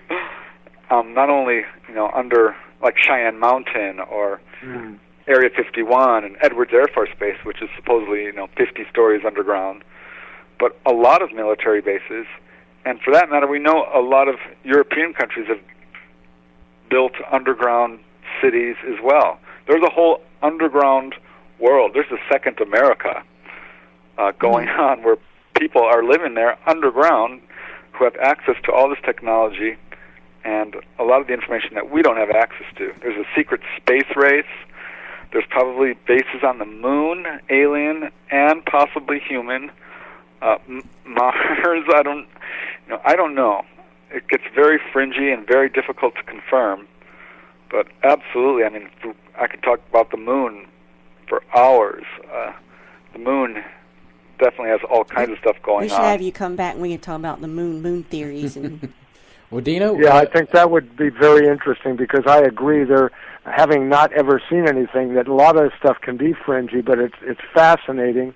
And when I try to turn people on to just the whole concept of extraterrestrial, it scares some and their eyes glaze over, and I guess we have to be careful. So before I go, I just wanted to ask, I've talked with several other researchers in person, and I've asked them, how did they get started in this? And like one night, Don Schmidt got involved with the Roswell stuff because he worked with Hynek, and when he was a young man, and other people have seen things, the alien hunter in Texas there, wanted to fight back. And so in your case, Preston, it was you just were curious, or was there one big event that made you do it and get involved? And the second thing is, have you ever been harassed or stalked because of what you do now? Right. Yeah, I got involved because my family was targeted. UFOs are definitely within my family. My nieces and nephews have had sightings. My sister-in-laws, my brother, not my parents, as far as I can tell, or grandparents, but that's an open question. It hit home for me. I started having sightings myself, so that, really, immediately after I started investigating this stuff, started to have some really close-up sightings that were absolutely unequivocally unexplained. And by that I mean a little golf ball-sized light hovering in front of my windshield and darting back and forth. That's happened a couple of times. Metallic ships coming over me, a few cases involving telepathic messages, just honest-to-God wild sightings. So that's kind of got me interested, the family, and the continuing sightings kept me interested. As far as harassment, yeah, I've had yes and no. As soon as I got involved in this stuff, I started sending out UFO articles and books and trying to publicize and going on the radio. And I immediately started having very bad mail problems with the U.S. mail. My UFO mail always came back opened, almost always, to the point where I took my family with me to open the mailbox, which was locked, a locking mailbox. And I'm like, you tell me, what you see here. And I'd open it up, and my mail would be opened. My sister was like, yep, it looks like it's open to me. I'm like, yep, that's what I've been saying. And beyond that, when I would do interviews, I'd hear clickings and static, and I'm like, gosh, this is bad. And the witnesses would say, oh my God, do you hear that? And I'm like, yeah, I do. They're like, what is that? And I'm like, don't worry about it. I wanted the interview. Honestly, I just wanted to hear their story. So I didn't want to hang up and try, do it secretly, because I've got nothing to hide. But there was that.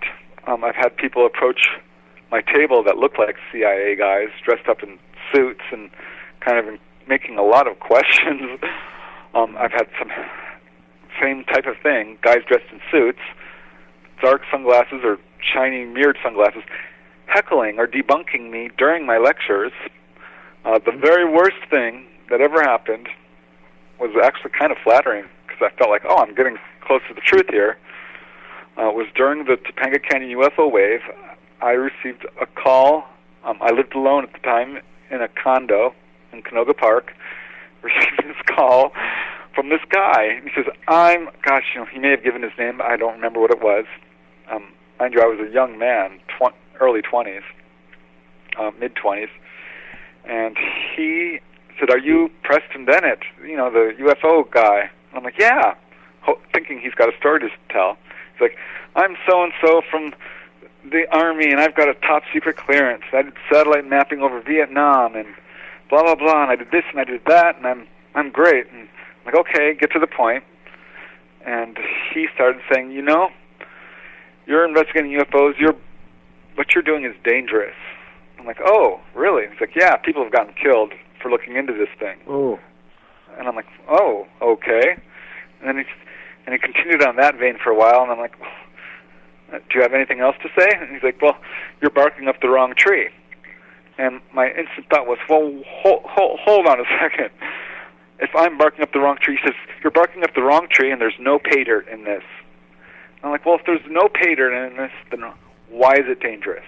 I didn't say that, but that was what I thought, because he was contradicting himself. And I realized right then and there, because I'd just taken techniques of persuasion in college, and he was going on each technique to persuade me that UFOs were not worth looking into, or were dangerous, or anything to get me off the track. And I finally just hung up the phone and felt, I think I just got threatened. And I felt a little bit proud. I'm like, hey, I hit a nerve. Yay. These buttholes are not going to cover it up if I have anything to do with it. Because I'm gung-ho with this. I'm going to take this all the way. These guys cannot get away with this. They're breaking the law, not me. They're covering it up, not me. They're doing what's wrong. And I feel like I'm working towards, the good of humanity.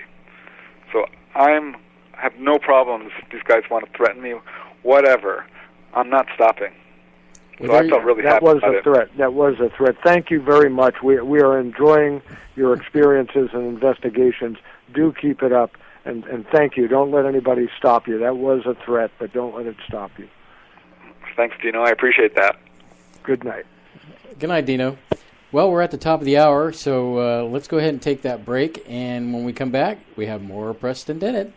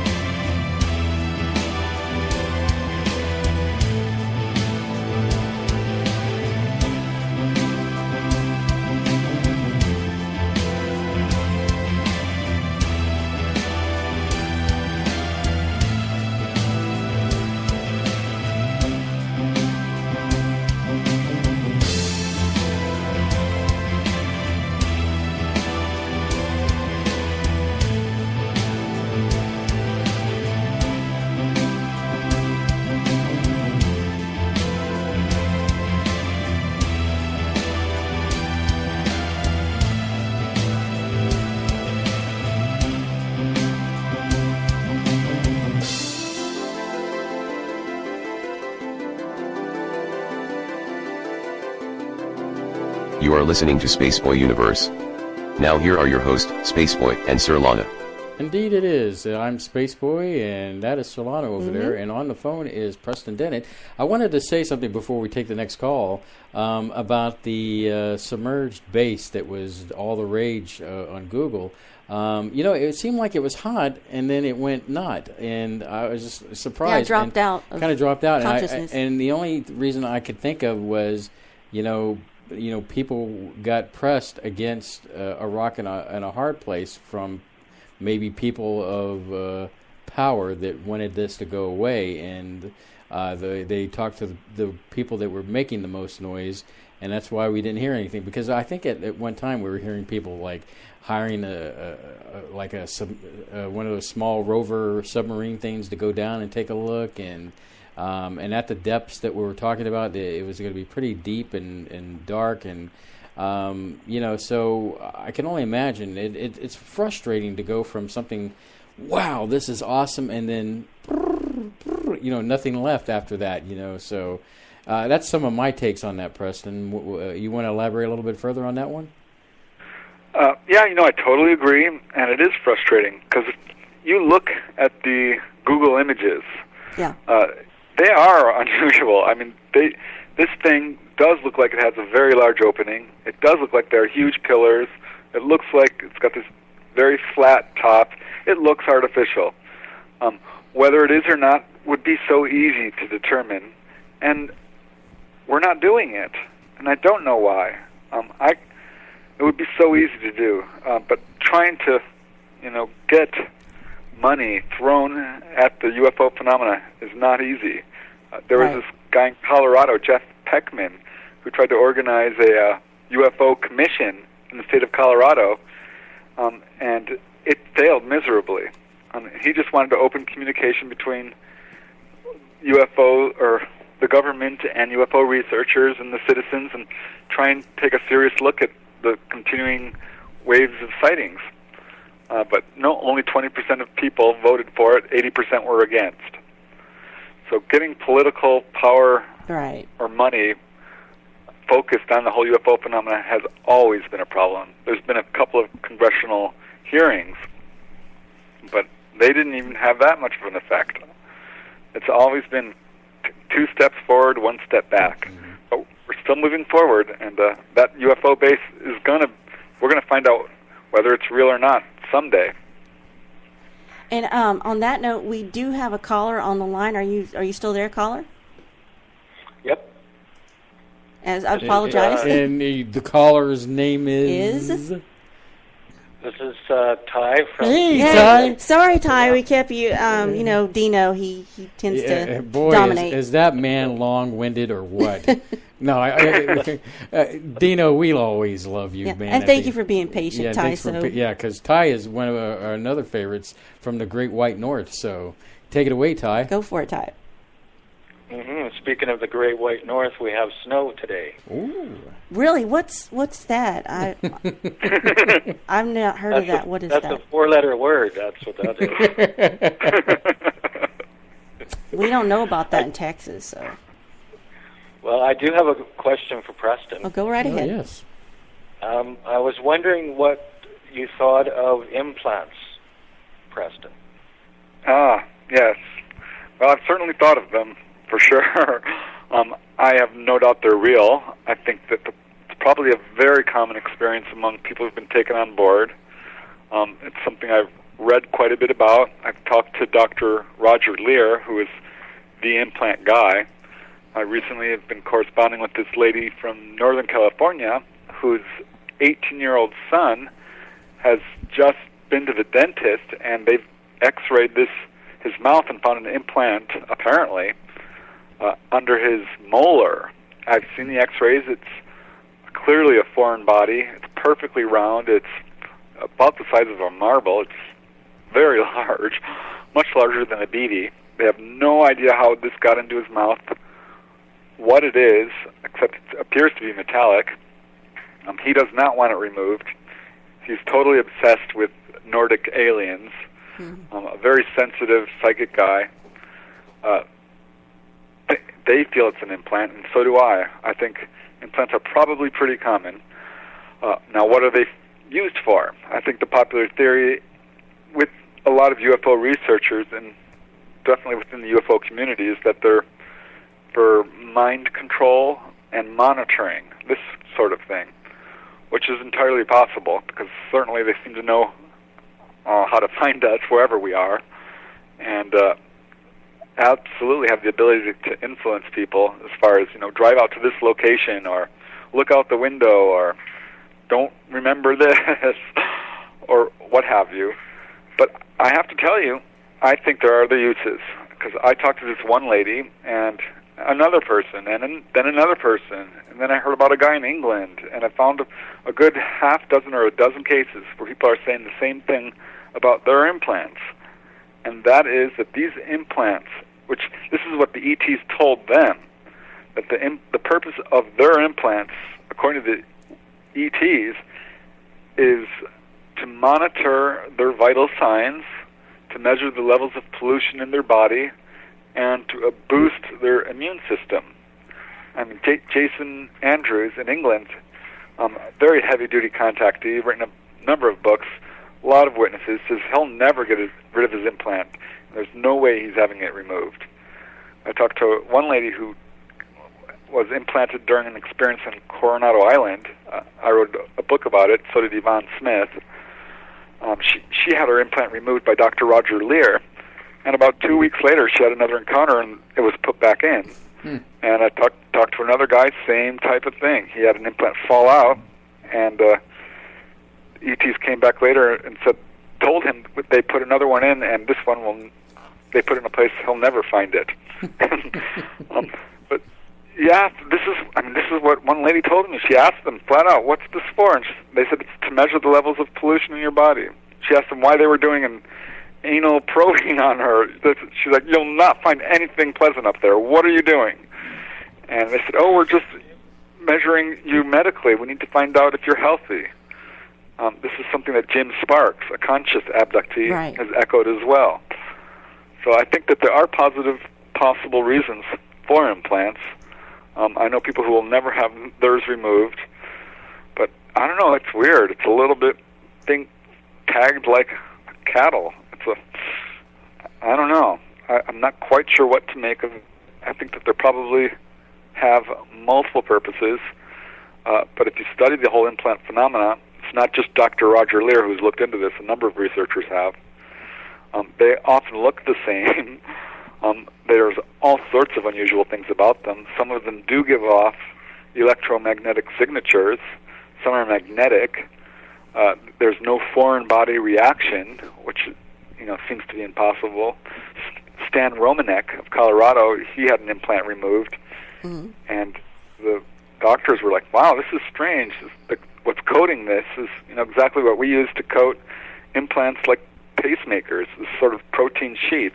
And they had his injury. They healed it overnight. He was going to have surgery on his knee or his thigh. Knee, and they found he found his I guess his brace out in the backyard, kind of burnt and singed. And but he went to I guess the doctor, and at first he was telling the doctor, "Hey, I'm not going to have to come in because," and they said, "No, if you don't come in and deal with this, you're going to be messed up for the rest of your life." And they recorded that. Anyway, I bring this up now because that is going to be the topic of our show on the 29th this month. We're going to be doing the Stan Romanek story, I guess a historical perspective. Closer look at it, Yeah, and but yeah, it's fascinating. The implant situation where people have had ailments and they've been abducted and then come back and healed. So anyway, I'm sorry to interrupt this wonderful conversation, but I just wanted to bring that up to the audience that we were going to talk a little bit about the case, because it is a fascinating one, and it's one of those ones that you have to make a decision, and we're going to present it to the audience. So.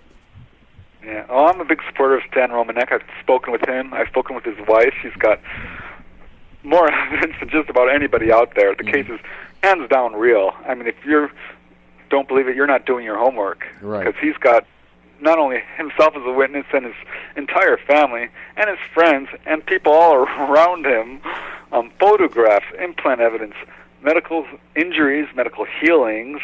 It just goes on. It's a really incredible case, and he has been viciously attacked by, I think, the secret government, who's trying to malign him and his reputation. I don't agree with what they're saying. I think that his case is genuine. I believe that, I'm getting ahead, putting the cart ahead of the horse on this one, but, there has been many times his computers have been hacked from outside sources. And it probably, in my mind, it gives me reasonable doubt to believe that he is the one. Because he has a documented history of things where he's been tampered with and messed with, so it puts a seed of doubt in your mind that maybe he did these other things too. And yeah, I've had email problems my whole UFO career. Not just mail problems, but when email came out. Yep, email problems, hacking problems, phone problems. These guys. So, but anyway. I was wondering, yeah, go ahead, Ty. Yeah, I was wondering, do you think all alien races use implants, or is it maybe just one or two? Or? Oh, wow. No, I've never been asked that question. Let me think for a second. Well, definitely the Greys. I think the Greys are probably the most intrusive in terms of, taking people and implanting them and medically examining them and doing what they want. But other races, I don't know. I'm going to say probably, you're right, it's mostly the Greys, because I don't get a whole lot of reptilian encounters. I do get some praying mantis type, not a whole lot of those either, and then kind of just more and more human-looking type encounters, which are definitely sort of lean towards the friendly contactee type encounter.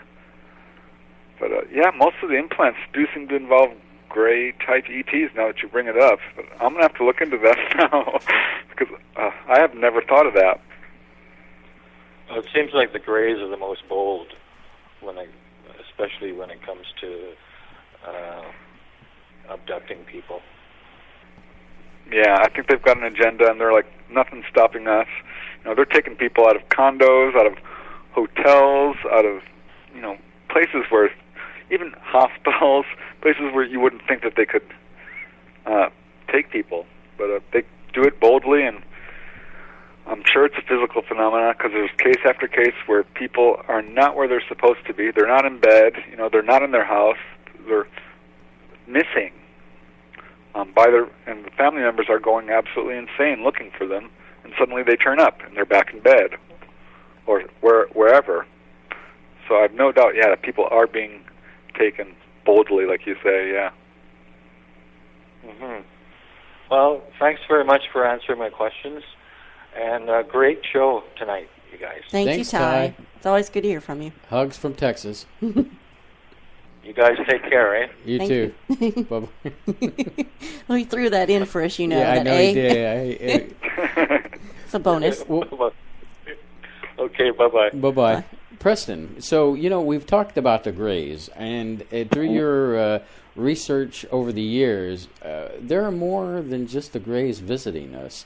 What are some of the other races that, you've encountered through your investigations and knowledge building over the years? It's been mostly Greys.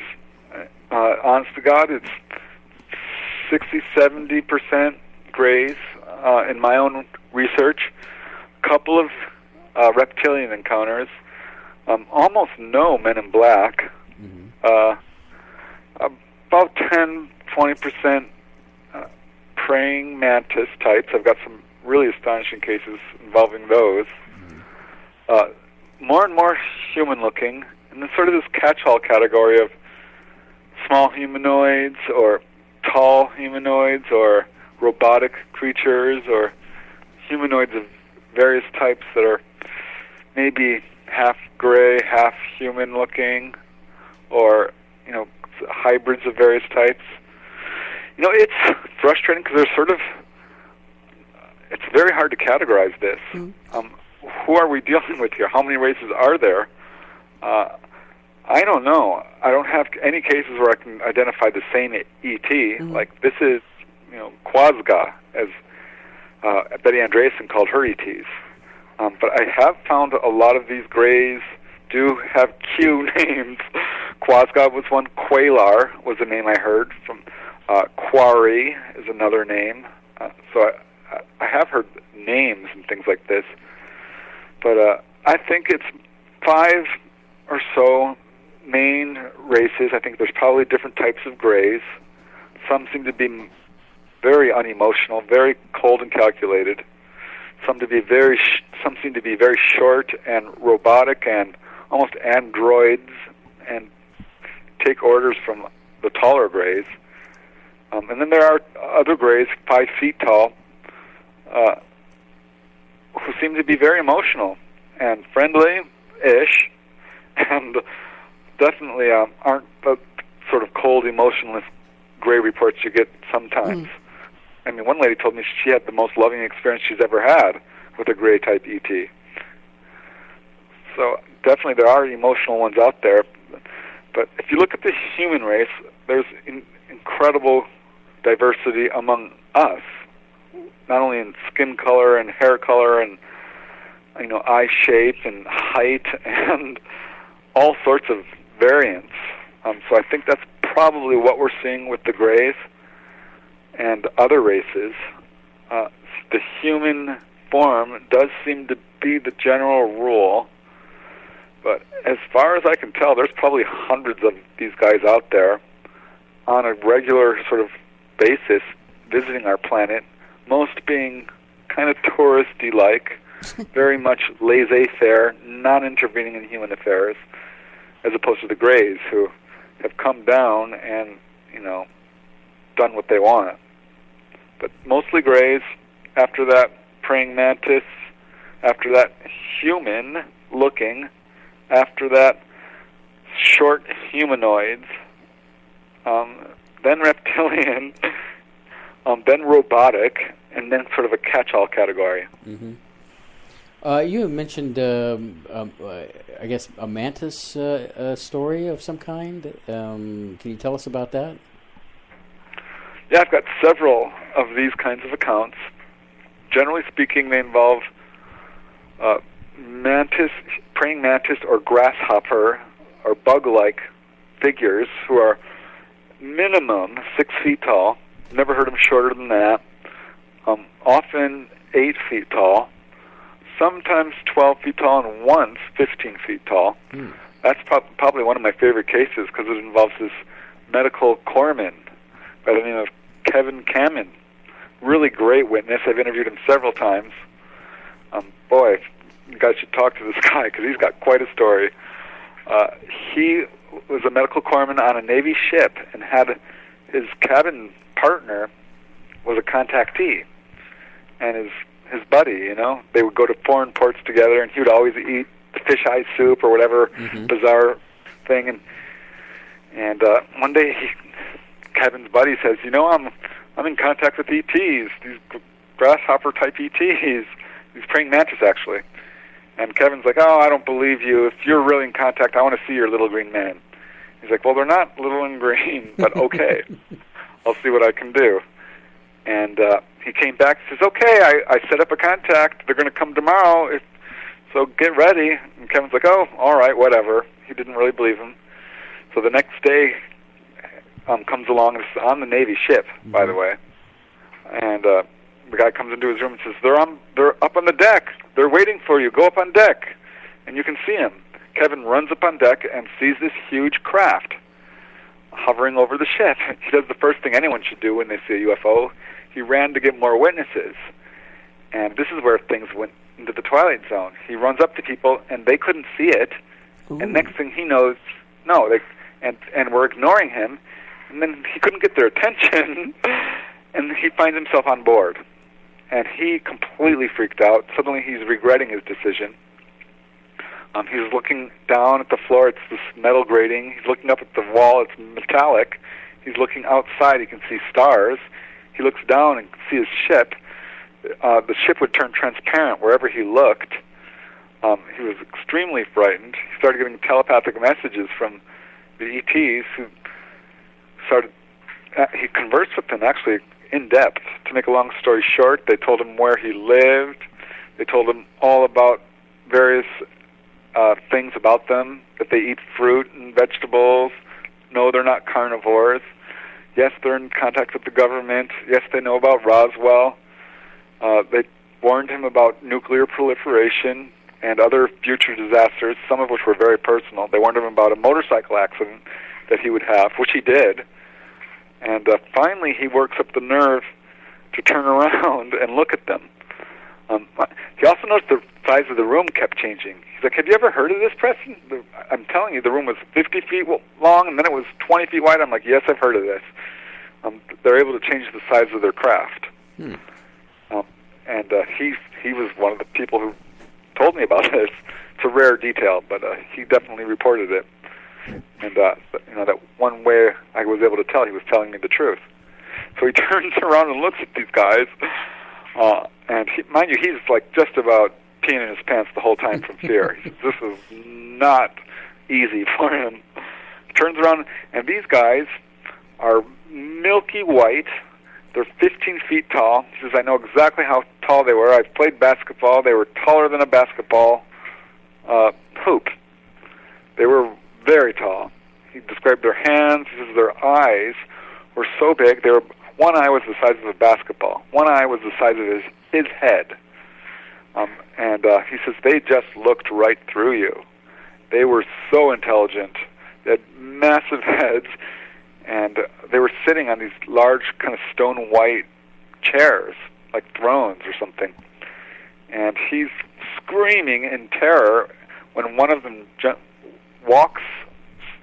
up and walks towards him, takes 3 or 4 steps, and puts its hand on his shoulder, and that was too much for him. He blacked out and woke up screaming in his cabin on the ship, drenched in sweat and absolutely terrified, screaming and screaming and screaming. His friend walks in, after he stopped screaming, he's calmed down. He's like, oh my God, what happened? His friend walks in and says, so, how did you like your little trip? Jeez. Well, yeah, his friend says, they've taken me to other planets. They contacted me ever since I was a little kid. Great case.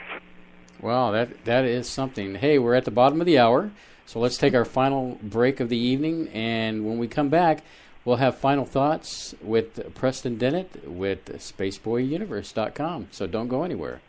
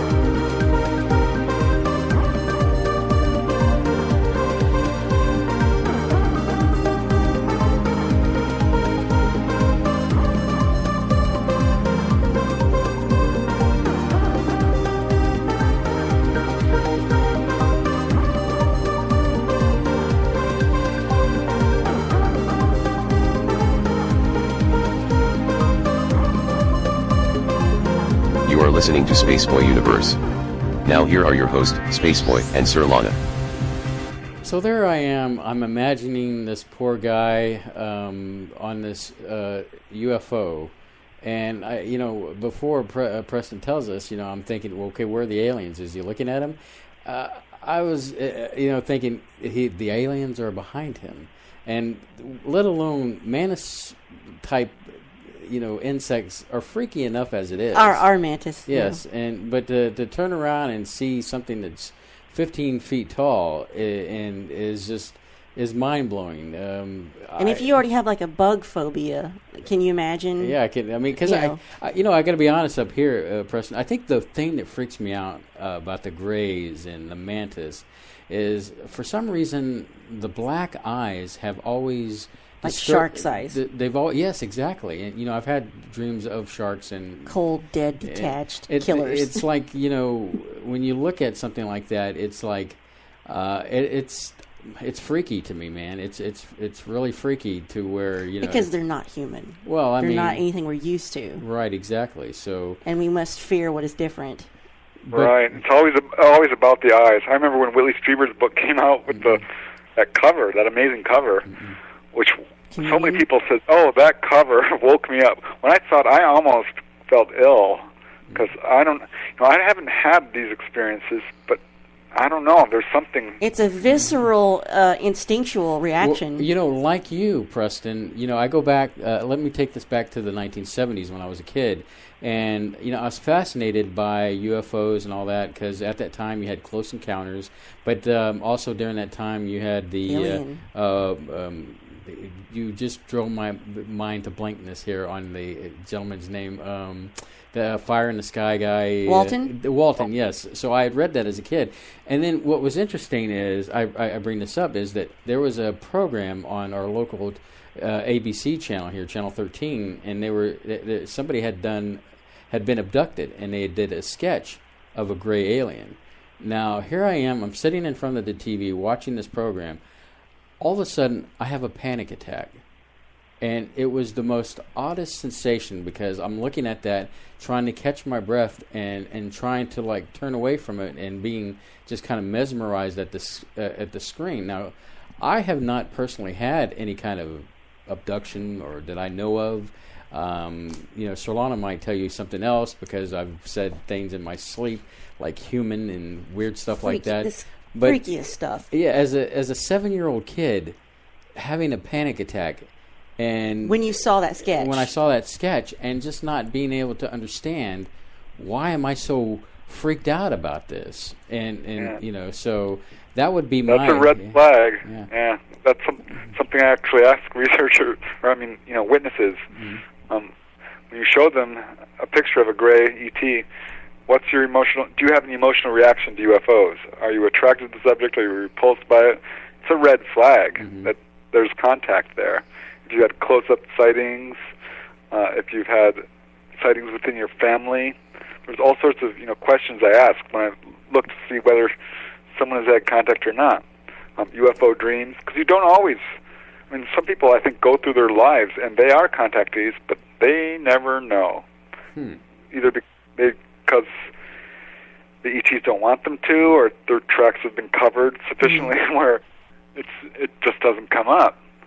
But yeah, my sister-in-law, Kisara, has worked very closely with me. She's an artist, and we kind of did the whole Scully and Mulder bit, and I did the interviews, and she would draw the ETs.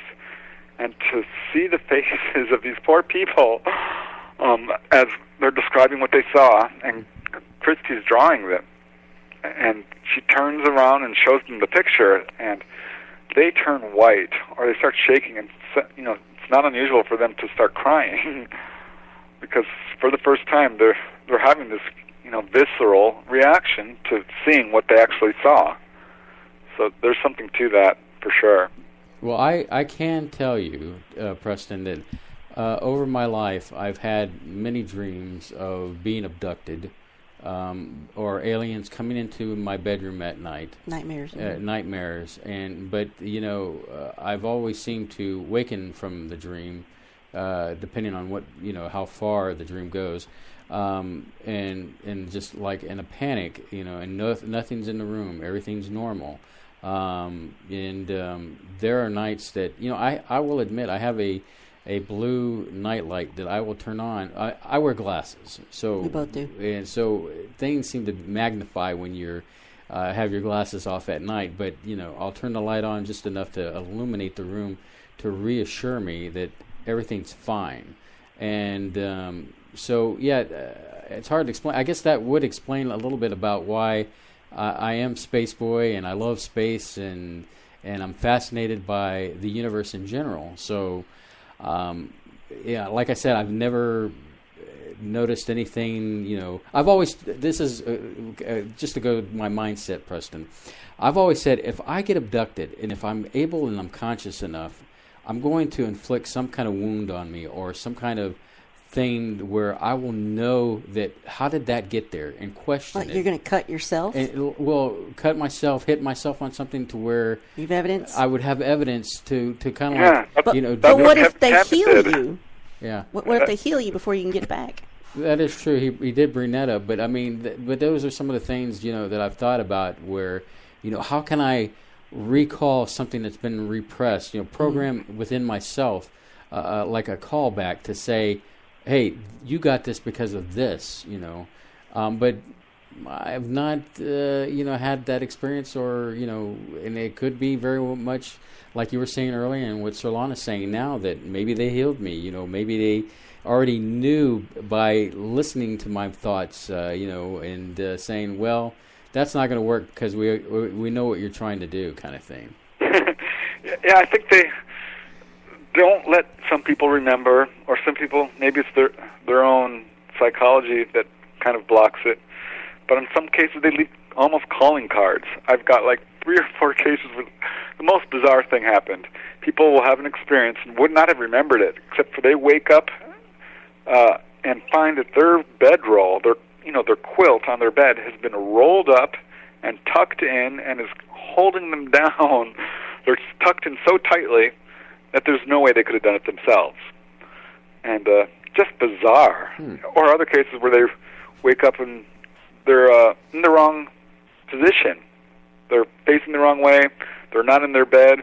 They're wearing someone else's clothes in a few cases, which can't be a mistake. Maybe it is, but I don't know. I think in some cases they're leaving little clues, and in other cases they're doing their very best to cover it up. Yeah, it's hard to say. Another thing I ask people is, do you have anything medically unusual about you? Because this is something as I became a braver interviewer, I'm starting to ask people. And often I'll get, oh yeah, that's interesting you bring that up. I have an extra vertebrae in my spine. 3 people have told me that. I'm like, what? Okay. Or one guy's like, I've got Crohn's disease. I've got high blood pressure. I don't know why they want me, but he's been abducted his whole life. One lady, she's like 67 years old. She says, I'm still being abducted. I've had a hysterectomy. When is this going to stop? And, I really didn't have an answer for her. Well, the only, I don't think I'm abnormal, but Surlana will say things like, well, you're bizarre because you don't sweat like normal people, or you... Just little things, Just little things that, that... You're not acting human, is what she comes across as she's telling me, and I'm like, well, okay, I've been like this my whole life. I mean, but so little things like that kind of give me an idea. Well, maybe I'm not from this planet. I was an implant into a human womb, and I'm part alien from out in the universe. Of course, I would pick the one guy who's part alien to be my husband, out of, everybody in the world. And Starman. Yeah, exactly. Yeah. Well, a number of witnesses have told me, they say, oh, I don't know if this has anything to do with it, but I've enjoyed unusual health. And I'm in my 60s now, and people still think I'm in my 40s. I was just contacted by another gentleman who started out telling me about his sightings. Turns out he's had more than sightings. I'm almost certain he's had contact, full-on onboard experiences. He's got all the red flags of it, from implant evidence to very close-up sightings to paranormal experiences to heavy-duty dreams about ETs, which are very realistic. And he says, and I've always enjoyed excellent health. I'm in my late 50s or maybe it was 60s, and still do heavy lifting and blah, blah, blah. And I'm like, yeah, I've heard this before. Yeah. Yeah, another thing that Surlana likes to call me is Dorian Gray. Yes, because he's not aging. I'm aging way faster than him, and he's 3 or 4 years older than me, you are? Yeah. And I swear there's a painting somewhere that must look like crap. I mean, or a deal with the devil or something. I call him, Peter Pan, Dorian Gray. See, there it is, turning up again. You're displaying all these red flags, Spaceboy. But I've always been fascinated by the subject matter, and it just continues to always fascinate me. And I think I'm faced with a difficult, task in a way, is that they say beware of going to looking for the truth, because the truth might bite you in the end. And so well, it was that famous saying, can't think who was it, Gloria Steinem or somebody like that. It says the truth will set you free, but first it will piss you off. Well, I can imagine that in a way it as you went from the skeptic to the person who wants to know the truth, that truth has really kind of changed you dramatically. And it probably upset you at some point, too, when you started learning it. Mm-hmm. Yeah. Oh, yeah, I've cried about it. It's definitely been a little bit stressful. It's been wonderfully exciting as well.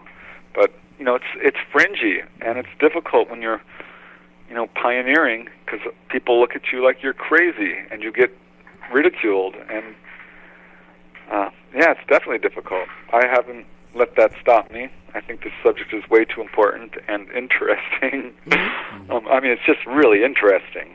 I've always been interested in that sort of thing anyway, but to find out it's real that's enough for me. I'm absolutely enjoying my life. I have no regrets about looking into this and,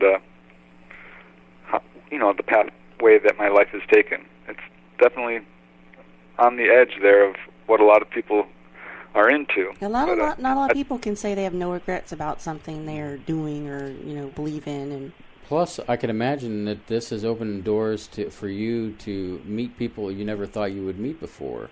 Surlana has that same experience since we started the broadcast, and so. But with you, like I said, I saw you in this one video. Steve Murillo. Jimmy Church, just some of the different people out there that you've gotten an opportunity to meet that have, talk to people. Contactees and experiencers. You would probably never. Yeah. Oh, it's wonderful. I never really liked public speaking. I was always very shy. Mm-hmm. So, but not anymore, certainly. Well, if you're passionate about your topic, your subject matter, you get over that pretty quick, I think. And if you're if you're knowledgeable, too. Not that I don't still get nervous before, speaking before large crowds of people or going on TV or what have you, or even doing a show like this. Well, yeah, that's different when they can see you. Yeah. We're just two couple on a space station out in the universe. And well, how I get through this broadcast is I'm convinced no one's listening, so no one will hear what I'm going to say. But, of course, that's not the truth. Me, I'm just the guy on the roller coaster ride going for the ride and enjoying, the ups and downs of the conversation. So. And I wanted to ask you, Preston, have you seen any of the trailers, or do you know about this movie that's coming out, I think, next month called The Arrival? No, I haven't heard about this. But, I'm always excited. Got Amy Adams. Is it Jeremy Renner is in it, too? Yes. He played, what's his name? Lawrence Fishburne. He played, what's his name in the Marvel? The guy with the arrows. Purple. Hawkeye. Yeah. Yeah. But apparently alien ships have touched down across the globe, and they're trying to make contact. But of course, they don't speak our language. We don't know how they communicate. So, Amy Adams plays this woman who's a PhD. She's teaching at some university. She literally wrote books on about communication and languages, and so they pull her in as this linguistics expert, I guess. And you got to see this trailer and give me, your feedback on that when you can.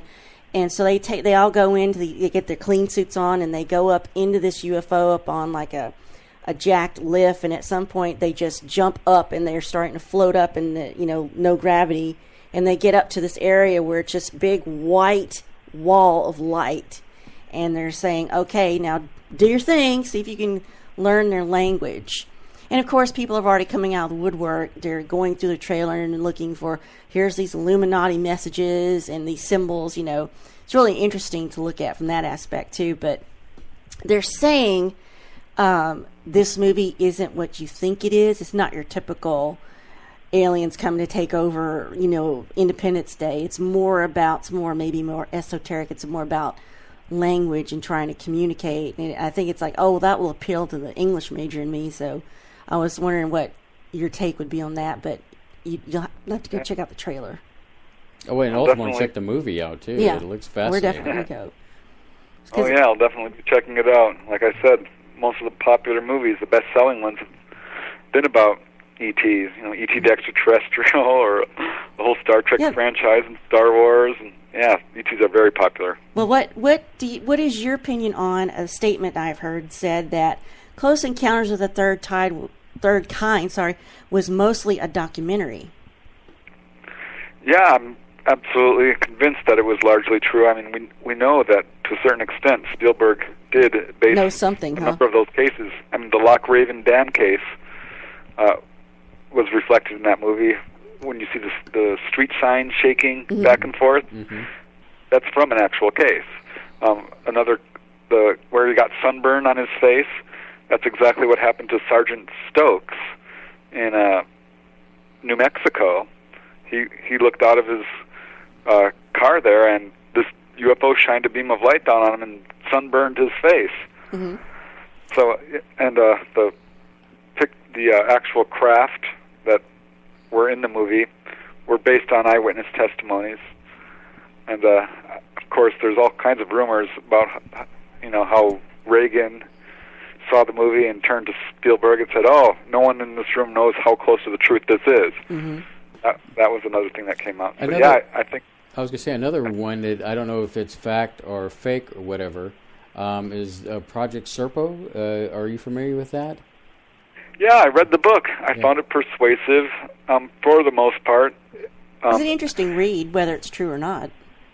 Yeah, it is interesting. What I don't have is a lot of corroboration of it, so I kind of put that on the back burner, because normally you get a story and you're like, this is an outlier, right? But eventually the stories start to stack up and corroborate each other. And certainly with abductions, I can talk to someone and almost predict what they're going to say to a certain extent, because I've interviewed so many darn people who have had this experience. And Serpo is largely unique in terms of a lot of the information that they were talking about. But yeah, I found it persuasive and very interesting, and I think open official contact is taking place between government officials and ETs, and we've heard about this with the Rendlesham Forest incident in Area 51 at Edwards Air Force Base with the President Eisenhower. There was apparently a meeting there. So this has occurred before, and I think it's ongoing.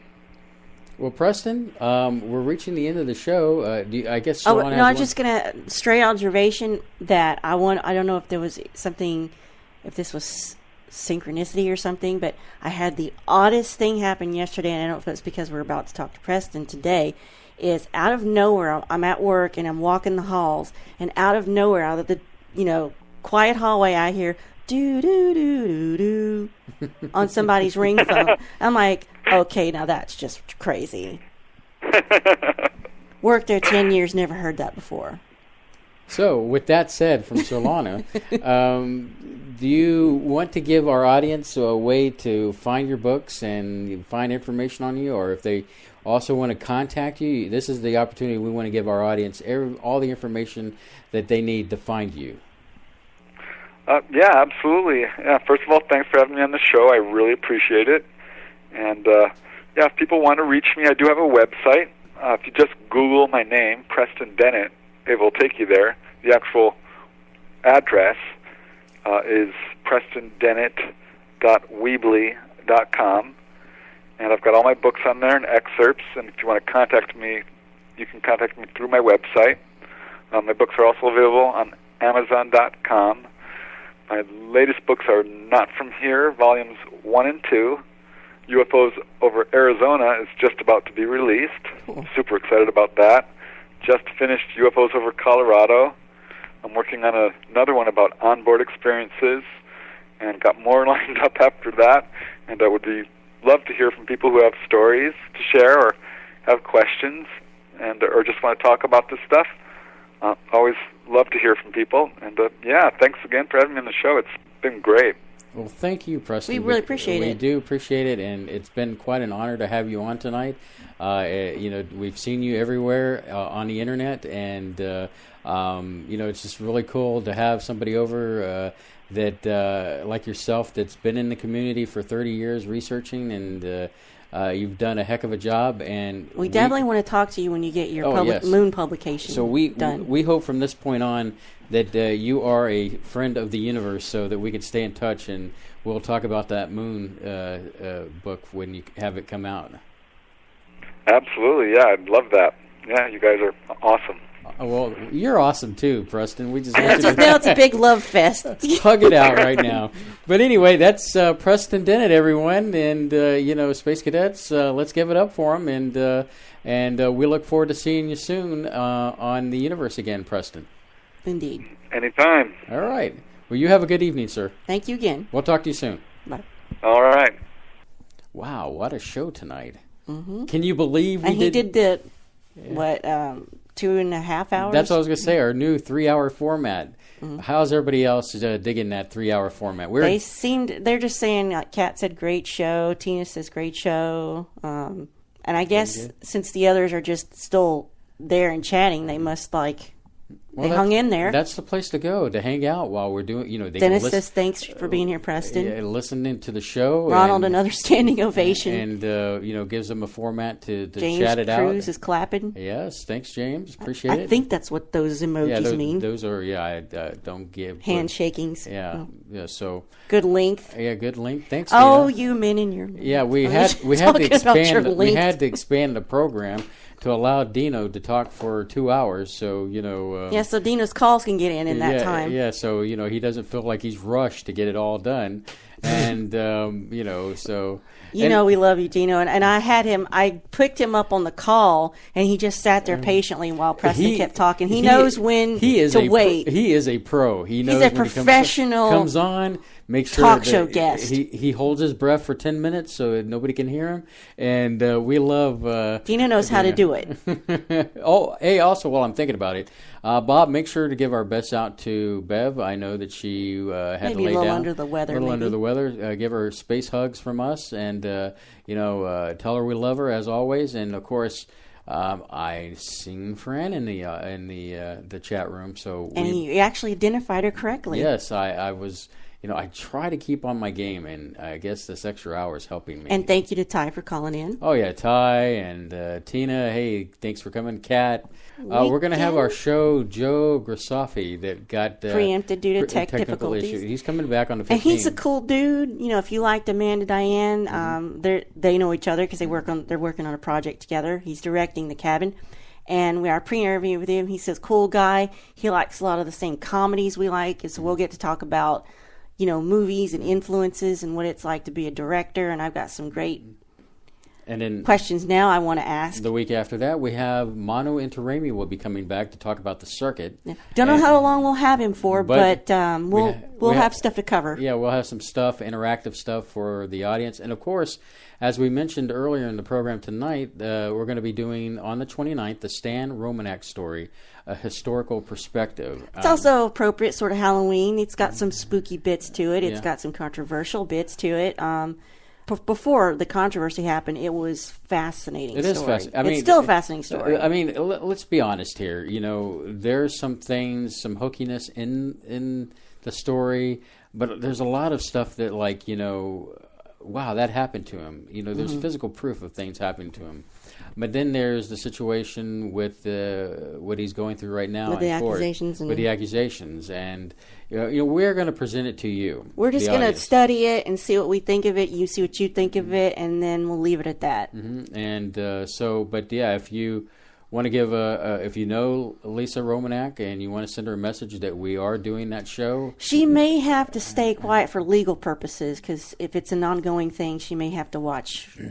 You know, that True. kind of thing. I mean, that is that. I respect that. Yeah. So on that, Surlana, I guess we will see you for Spaceboy Music, maybe. Yeah, next Wednesday, 8 p.m. Central Standard Time.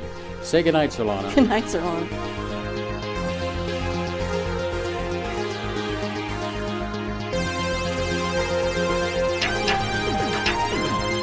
Spaceboy Universe is hosted by Spaceboy and Surlana. Executive producer is Surlana. Social media producer is Dennis Koch. Associate producer is Lee Ann Cordes. Music production is Spaceboy of SpaceboyMusic.com. Special thanks goes out to Lee Ann K, K28, Mark S, and Bob N.